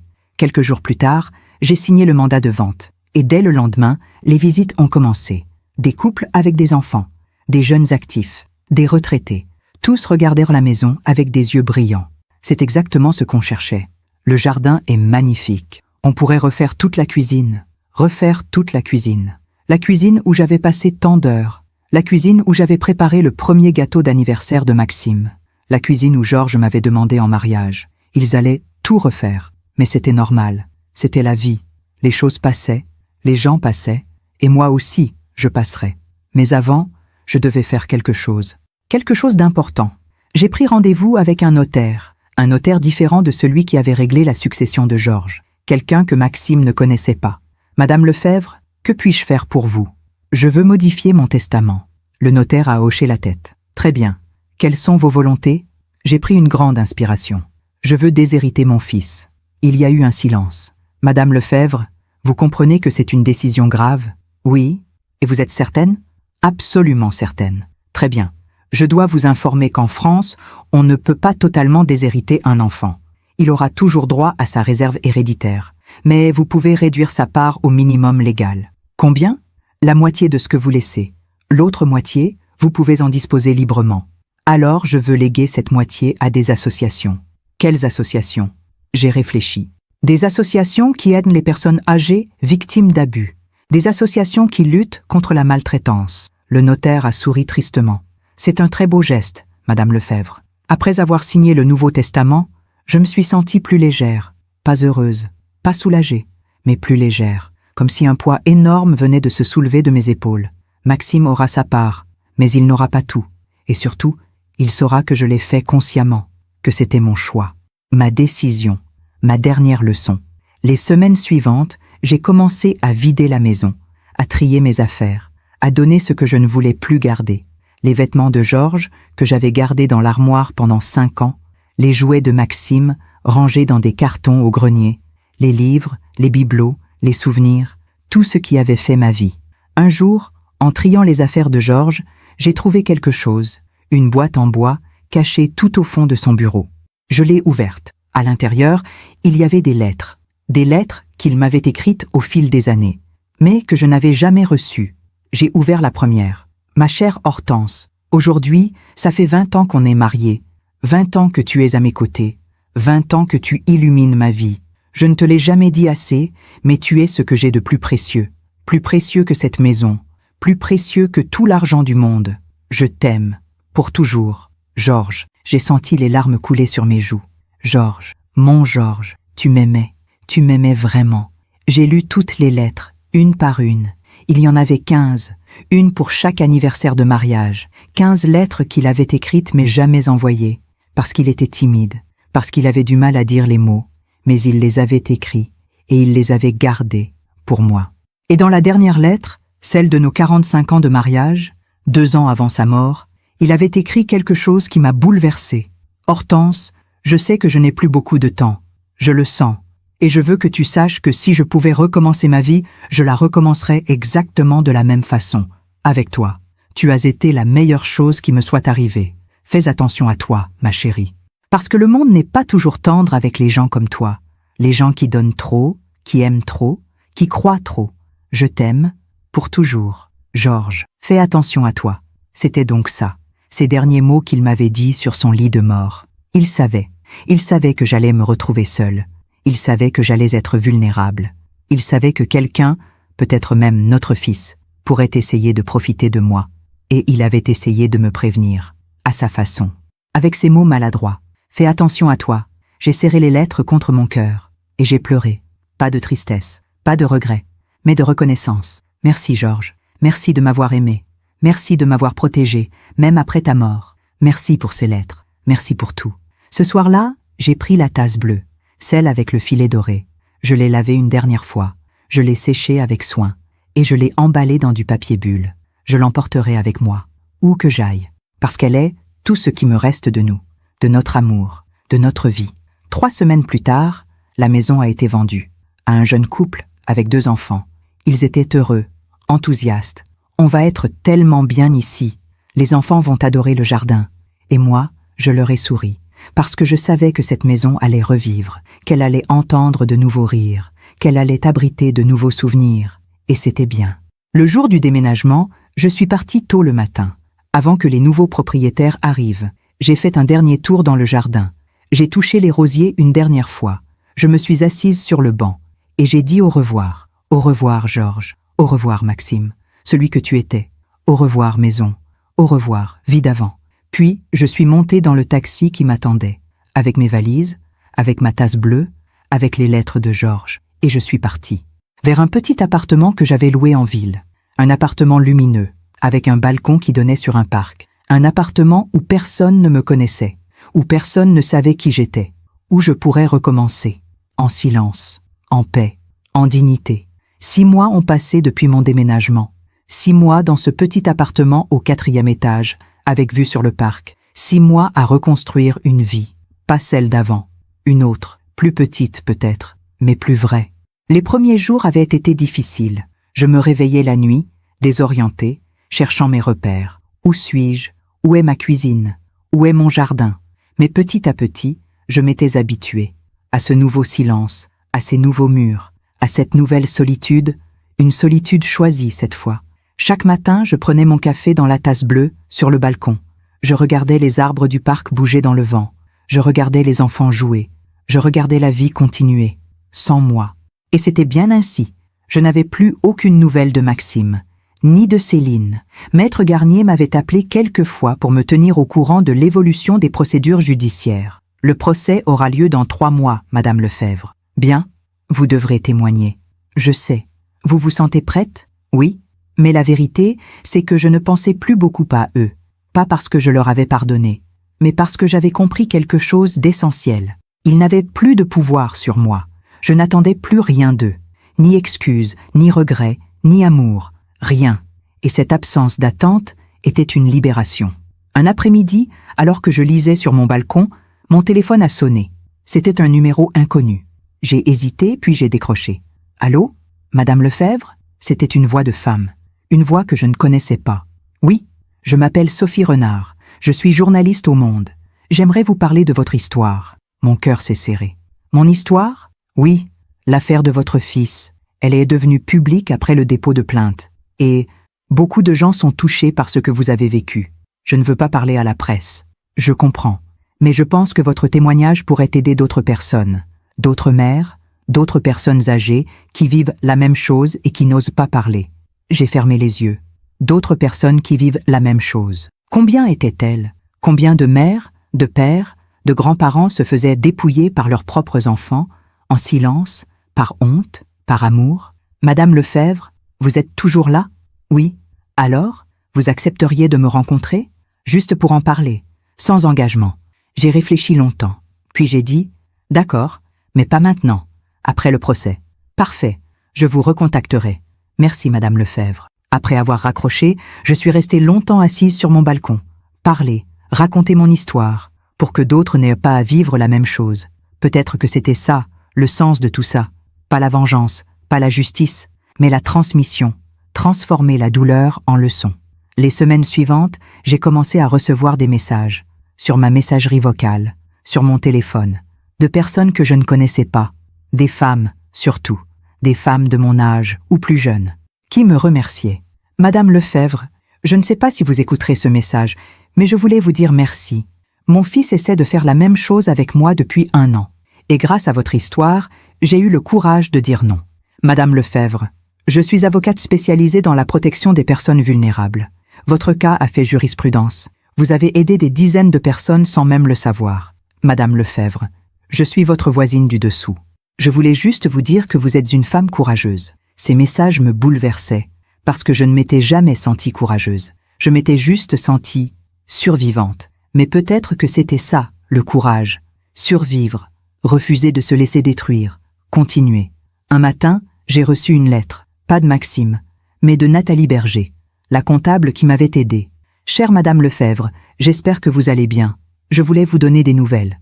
Après avoir démissionné, j'ai créé ma propre société de comptabilité et je me suis spécialisée dans l'accompagnement des personnes âgées, victimes d'abus financiers.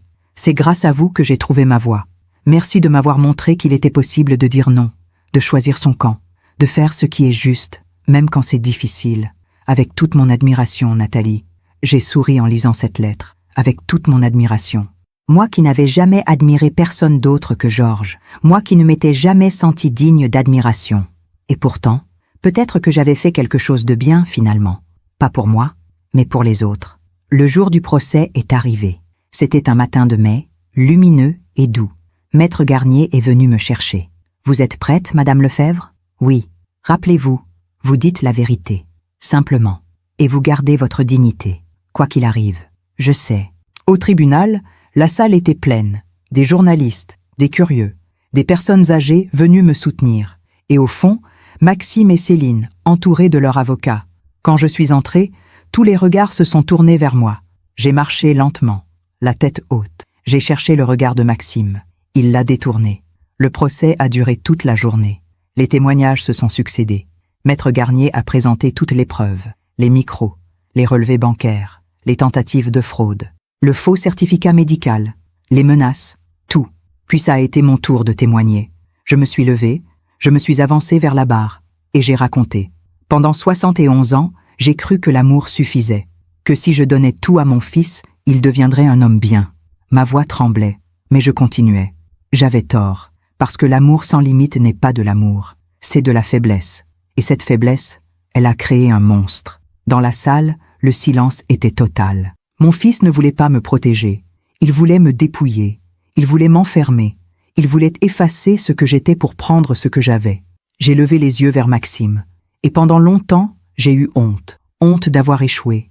Honte d'avoir un fils comme lui. Mais aujourd'hui, je n'ai plus honte, parce que ce n'est pas moi qui ai échoué. C'est lui. Il a échoué à être humain. Il a échoué à être digne. Il a échoué à comprendre que certaines choses ne s'achètent pas, ne se volent pas. J'ai senti les larmes couler sur mes joues. Mais je n'ai pas baissé les yeux. Et je suis là aujourd'hui, non pas pour me venger, mais pour dire la vérité, pour que d'autres personnes sachent qu'elles ont le droit de dire non, qu'elles ont le droit de se protéger, même contre leurs propres enfants. Quand je me suis rassise, la salle était silencieuse. Puis, quelqu'un a applaudi, doucement d'abord, puis d'autres ont suivi, jusqu'à ce que toute la salle applaudisse. Le juge a frappé son marteau. Silence, s'il vous plaît. Mais je voyais dans ses yeux qu'elle était touchée. Après tous les témoignages, le juge s'est retiré pour délibérer. Nous avons attendu pendant 2 heures. 2 heures pendant lesquelles j'ai observé Maxime et Céline, assis au fond de la salle. Ils ne se parlaient pas. Ils ne se regardaient pas. Ils avaient l'air petits, si petits. Quand le juge est revenu, tout le monde s'est levé. J'ai ma décision.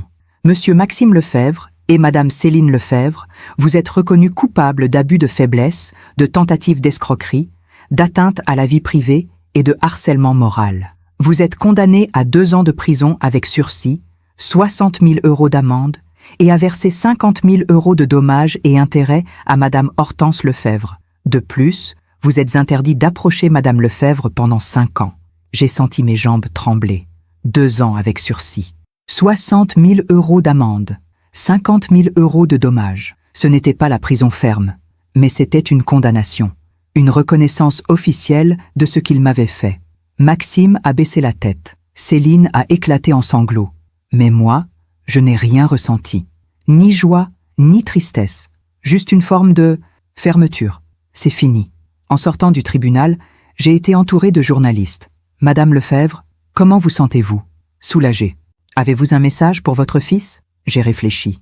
Puis j'ai dit, oui, j'espère qu'un jour, il comprendra que ce qu'on donne avec amour ne peut pas être pris par la force, que la vie finit toujours par rendre ce qu'on lui donne, et que le temps fait toujours justice. Les mois qui ont suivi, j'ai appris ce qui était arrivé à Maxime et Céline. Pas par eux, mais par des connaissances communes, par des articles de journaux, par des rumeurs. Leur appartement avait été saisi par les créanciers, leur voiture aussi. Ils avaient dû déménager dans un studio minuscule, dans une banlieue lointaine. Céline avait perdu son emploi. Maxime aussi. Plus personne ne voulait travailler avec eux. Leur réputation était détruite. Et puis, un jour, j'ai appris quelque chose d'autre. Céline était partie. Elle avait quitté Maxime. Elle avait demandé le divorce. Elle a dit qu'elle ne pouvait plus vivre avec un homme qui l'avait entraînée dans cette histoire, m'avait raconté Madame Blanchard, mon ancienne voisine, que je voyais encore de temps en temps. Elle l'avait entraîné, lui? J'ai souri amèrement. Même dans la défaite, Céline refusait de prendre sa part de responsabilité. « Et Maxime ?» avais-je demandé malgré moi. « Il est seul, complètement seul. Ses amis l'ont abandonné. Sa femme l'a quitté. Et il paraît qu'il a essayé de trouver du travail, mais personne ne veut de lui. Il est seul. Ces mots auraient dû me faire quelque chose. De la pitié peut-être, ou de la satisfaction, mais je n'ai rien ressenti, parce que ce n'était pas moi qui l'avais puni. C'était la vie qui rend toujours ce qu'on lui donne. 1 an après le procès, j'ai reçu une dernière lettre de Maxime. Une lettre courte, manuscrite. « Maman, je ne sais pas si tu liras cette lettre. Je ne sais même pas si tu la recevras. Mais il fallait que je te l'écrive. Je suis seule, complètement seule. Céline est partie. Je n'ai plus d'amis, plus de travail, plus rien. Et chaque jour, je me réveille en pensant à toi, à ce que je t'ai fait, à ce que j'ai détruit. Je ne te demande pas de me pardonner. Je sais que je ne le mérite pas. Je voulais juste que tu saches que tu avais raison. La vie finit toujours par rendre ce qu'on lui donne. Et moi, j'ai donné de la cruauté. Alors c'est ce que je reçois. Je suis désolée. Maxime, j'ai lu cette lettre plusieurs fois. Et pour la première fois depuis longtemps, j'ai ressenti quelque chose pour mon fils. Pas de l'amour, pas de la pitié, mais une forme de compassion distante. Il souffre, et c'est normal, parce que la douleur est parfois le seul professeur qui peut nous apprendre ce que les mots n'ont jamais pu enseigner. Mais je n'ai pas répondu à sa lettre, parce que ce n'était plus mon rôle de le consoler. Ce n'était plus mon rôle de le sauver. Il devait apprendre seul. Il devait affronter seul les conséquences de ses choix. Et moi, je devais continuer ma vie, ma nouvelle vie, cette vie que j'avais reconstruite, pierre par pierre, jour après jour. Un matin, assise sur mon balcon avec ma tasse bleue, j'ai regardé le parc. Les arbres étaient en fleurs, les enfants jouaient, le soleil brillait, et j'ai pensé, c'est ça la justice. Pas la vengeance, pas la punition, mais l'équilibre. Maxime avait voulu tout prendre, et il avait tout perdu. Moi, j'avais tout donné, et j'avais retrouvé l'essentiel, ma dignité, ma paix, ma liberté. Ce jour-là, j'ai rencontré la journaliste, Sophie Renard. Nous nous sommes retrouvés dans un café près de chez moi. Elle était jeune, sérieuse, attentive. « Madame Lefebvre, merci d'avoir accepté de me parler. Je vous en prie, je voulais vous poser une question. Après tout ce que vous avez vécu, est-ce que vous regrettez d'avoir été une mère aimante ?» J'ai réfléchi longtemps. Puis j'ai dit « Non, je ne regrette pas d'avoir aimé mon fils. Je regrette de ne pas avoir su poser de limites, de ne pas avoir compris que l'amour sans responsabilité n'est pas de l'amour, c'est de la complaisance. Et si vous pouviez revenir en arrière, je ferais les choses différemment. J'aimerais toujours, mais j'exigerais aussi, j'enseignerais aussi. Parce qu'un enfant a besoin de savoir que le monde ne lui doit rien, qu'il doit mériter ce qu'il reçoit, qu'il doit respecter ceux qu'il aime. » Sophie a noté mes paroles. Puis elle a levé les yeux vers moi. « Vous savez que votre histoire a changé la vie de beaucoup de gens ?»« Oui, c'est ce qu'on me dit. Et vous, est-ce que ça a changé votre vie ?» J'ai souri. « Oui, parce que j'ai appris quelque chose d'essentiel. » Sais-tu quoi ? Que la vie n'est pas juste, mais qu'elle est équilibrée. Tôt ou tard, chacun reçoit ce qu'il a donné. Le bien comme le mal, la cruauté comme la bonté. C'est ça le karma ? Peut-être, ou peut-être que c'est juste la vie qui suit son cours. L'article est paru 2 semaines plus tard. Il s'intitulait « Hortense Lefebvre, quand l'amour maternel devient prison ». Et il racontait mon histoire, sans haine, sans jugement, juste la vérité. Après la parution, j'ai reçu des centaines de messages, de femmes, d'hommes, de fils, de filles qui avaient lu l'article et qui avaient compris qu'ils avaient fait du mal, compris qu'ils devaient changer. Et j'ai compris quelque chose. Ma douleur n'avait pas été inutile. Elle avait servi. Elle avait ouvert les yeux d'autres personnes. Elle avait sauvé d'autres vies. Et ça, c'était la vraie justice. La justice silencieuse. Celle qui transforme la souffrance en leçon. Celle qui guérit en transmettant. 3 ans ont passé depuis le procès. 3 ans depuis ce jour où j'ai regardé mon fils pour la dernière fois dans une salle de tribunal. 3 ans pendant lesquels j'ai reconstruit une vie que je n'aurais jamais imaginée. Ce matin, comme tous les matins, je me suis réveillée dans mon petit appartement. J'ai ouvert les rideaux. Le soleil entrait par la fenêtre, doux et chaud. Le parc en face était déjà plein de vie. Des enfants qui jouaient, des couples qui se promenaient, des personnes âgées assises sur les bancs. La vie continuait. Toujours. Je suis allée dans la cuisine. J'ai pris la tasse bleue, celle avec le filet doré. Je l'ai remplie de café. Et je me suis installée sur le balcon. 3 ans. 3 ans que je n'avais plus eu aucun contact avec Maxime. Il m'avait envoyé quelques lettres au début. Des lettres pleines de regrets, de demandes implicites, de culpabilité maladroite. Je ne lui avais jamais répondu, pas par cruauté, mais parce que je savais que ce n'était pas à moi de le sauver. Certaines leçons, on doit les apprendre seul. J'avais appris par Madame Blanchard qu'il avait fini par trouver un emploi. Un petit emploi dans une société de logistique. Rien à voir avec ce qu'il avait rêvé. Mais un emploi quand même. Il a l'air différent, m'avait-elle dit. Plus calme, plus humble. Comme s'il avait enfin compris quelque chose. Compris quoi? Que la vie ne lui devait rien? Que l'argent n'achète pas la dignité? Que l'amour d'une mère n'est pas un droit, mais un cadeau? Je ne savais pas. Et au fond, ce n'était plus mon problème. Moi, j'avais appris autre chose. J'avais appris que la vie après la perte pouvait être belle aussi. Différente, plus petite peut-être, mais plus vraie. Après la parution de l'article dans Le Monde, j'étais devenue, sans le vouloir, une sorte de symbole. Des associations m'avaient contacté pour témoigner. Des écoles, des centres sociaux, des maisons de retraite m'invitaient à parler, à raconter mon histoire, à dire aux autres « vous avez le droit de dire non ». Au début, j'avais hésité. Parler de tout ça encore et encore, c'était rouvrir la blessure. Mais petit à petit, j'avais compris que ce n'était pas une blessure, c'était une cicatrice. Et les cicatrices, elles ne font plus mal. Elles témoignent juste qu'on a survécu. Alors, j'avais accepté. Et chaque fois que je racontais mon histoire, je voyais des regards changer. Des femmes qui hochaient la tête, des hommes qui baissaient les yeux, des jeunes qui comprenaient soudain ce qu'ils faisaient à leurs parents. Un jour, après une conférence dans une maison de retraite, une vieille dame s'était approchée de moi. Elle devait avoir 80 ans, le dos voûté, les mains tremblantes. « Madame Lefebvre, merci. Merci pourquoi?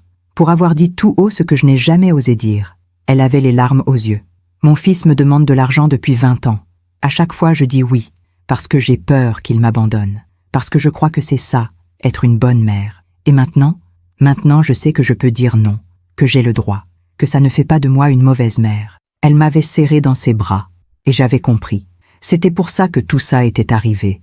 Pas pour me punir, pas pour me briser, mais pour que je puisse aider les autres. Ce matin, sur mon balcon, j'ai pensé à tout ça, à ce chemin que j'avais parcouru, de cette femme qui donnait tout sans compter, à cette femme qui avait appris à se protéger, de cette mère qui croyait que l'amour suffisait, à cette femme qui savait maintenant que l'amour sans limite n'est pas de l'amour. Mon téléphone a sonné. C'était un numéro que je ne connaissais pas. J'ai hésité, puis j'ai décroché. « Allô? Madame Lefebvre? C'est Nathalie Berger. » Nathalie, la comptable qui m'avait sauvée en me donnant les preuves contre Maxime. « Nathalie, comment allez-vous? »« Très bien. Et vous? »« Bien aussi. Je vous appelle parce que j'ai quelque chose à vous dire. » Elle a marqué une pause. « J'ai créé une association. Une association pour aider les personnes âgées victimes d'abus financiers. C'est merveilleux, Nathalie. »« Oui? Et je voulais vous demander, est-ce que vous accepteriez d'en être la marraine? » La marraine. Moi. Cette femme qui, il y a 3 ans, ne savait même pas comment se défendre. Je ne sais pas si... Hortense, je peux vous appeler Hortense? Vous êtes exactement la personne qu'il nous faut. Vous avez vécu ce que vivent des milliers de personnes en silence. Et vous avez trouvé la force de dire non, de vous battre, de survivre. J'ai senti les larmes monter. D'accord, d'accord? Oui, j'accepte. Après avoir raccroché, je suis restée longtemps assise, la tasse bleue entre mes mains. La vie était étrange. Elle vous prenait tout. Et puis, elle vous rendait quelque chose d'autre. Pas la même chose, mais quelque chose de plus précieux peut-être. Un sens, une mission, une raison de continuer. L'après-midi, je suis allée me promener dans le parc. C'était l'automne. Les feuilles tombaient des arbres en tourbillonnant. Je me suis assise sur un banc et j'ai regardé les gens passer. Des familles, des couples, des enfants avec leurs parents, des mères avec leurs fils. Et j'ai pensé à Maxime, mon fils, mon unique enfant. Je ne le haïssais plus, je ne l'aimais plus comme avant non plus. C'était quelque chose entre les deux, un mélange de tristesse, de regret et d'acceptation. Il est ce qu'il est, et moi, je suis ce que je suis. Nous avons fait nos choix, et maintenant, nous vivons avec. Est-ce que j'aurais voulu que les choses se passent autrement? Oui, bien sûr que oui. J'aurais voulu avoir un fils qui m'aime pour ce que je suis, pas pour ce que je possède. J'aurais voulu vieillir entouré de ma famille. J'aurais voulu transmettre cette maison, ces souvenirs, cet amour. Mais la vie n'avait pas voulu ça. La vie m'avait donné autre chose. La solitude, oui. Mais aussi la liberté, la dignité, la paix. Et au fond, C'était peut-être mieux ainsi, parce que j'avais appris ce que beaucoup de gens ne comprennent jamais, qu'on peut survivre à la perte, qu'on peut reconstruire, qu'on peut être seul sans être abandonné. Ce soir-là, en rentrant chez moi, j'ai trouvé une lettre dans ma boîte aux lettres, une enveloppe blanche, sans timbre. Quelqu'un l'avait déposée directement. J'ai reconnu l'écriture. Maxime, mon cœur s'est serré.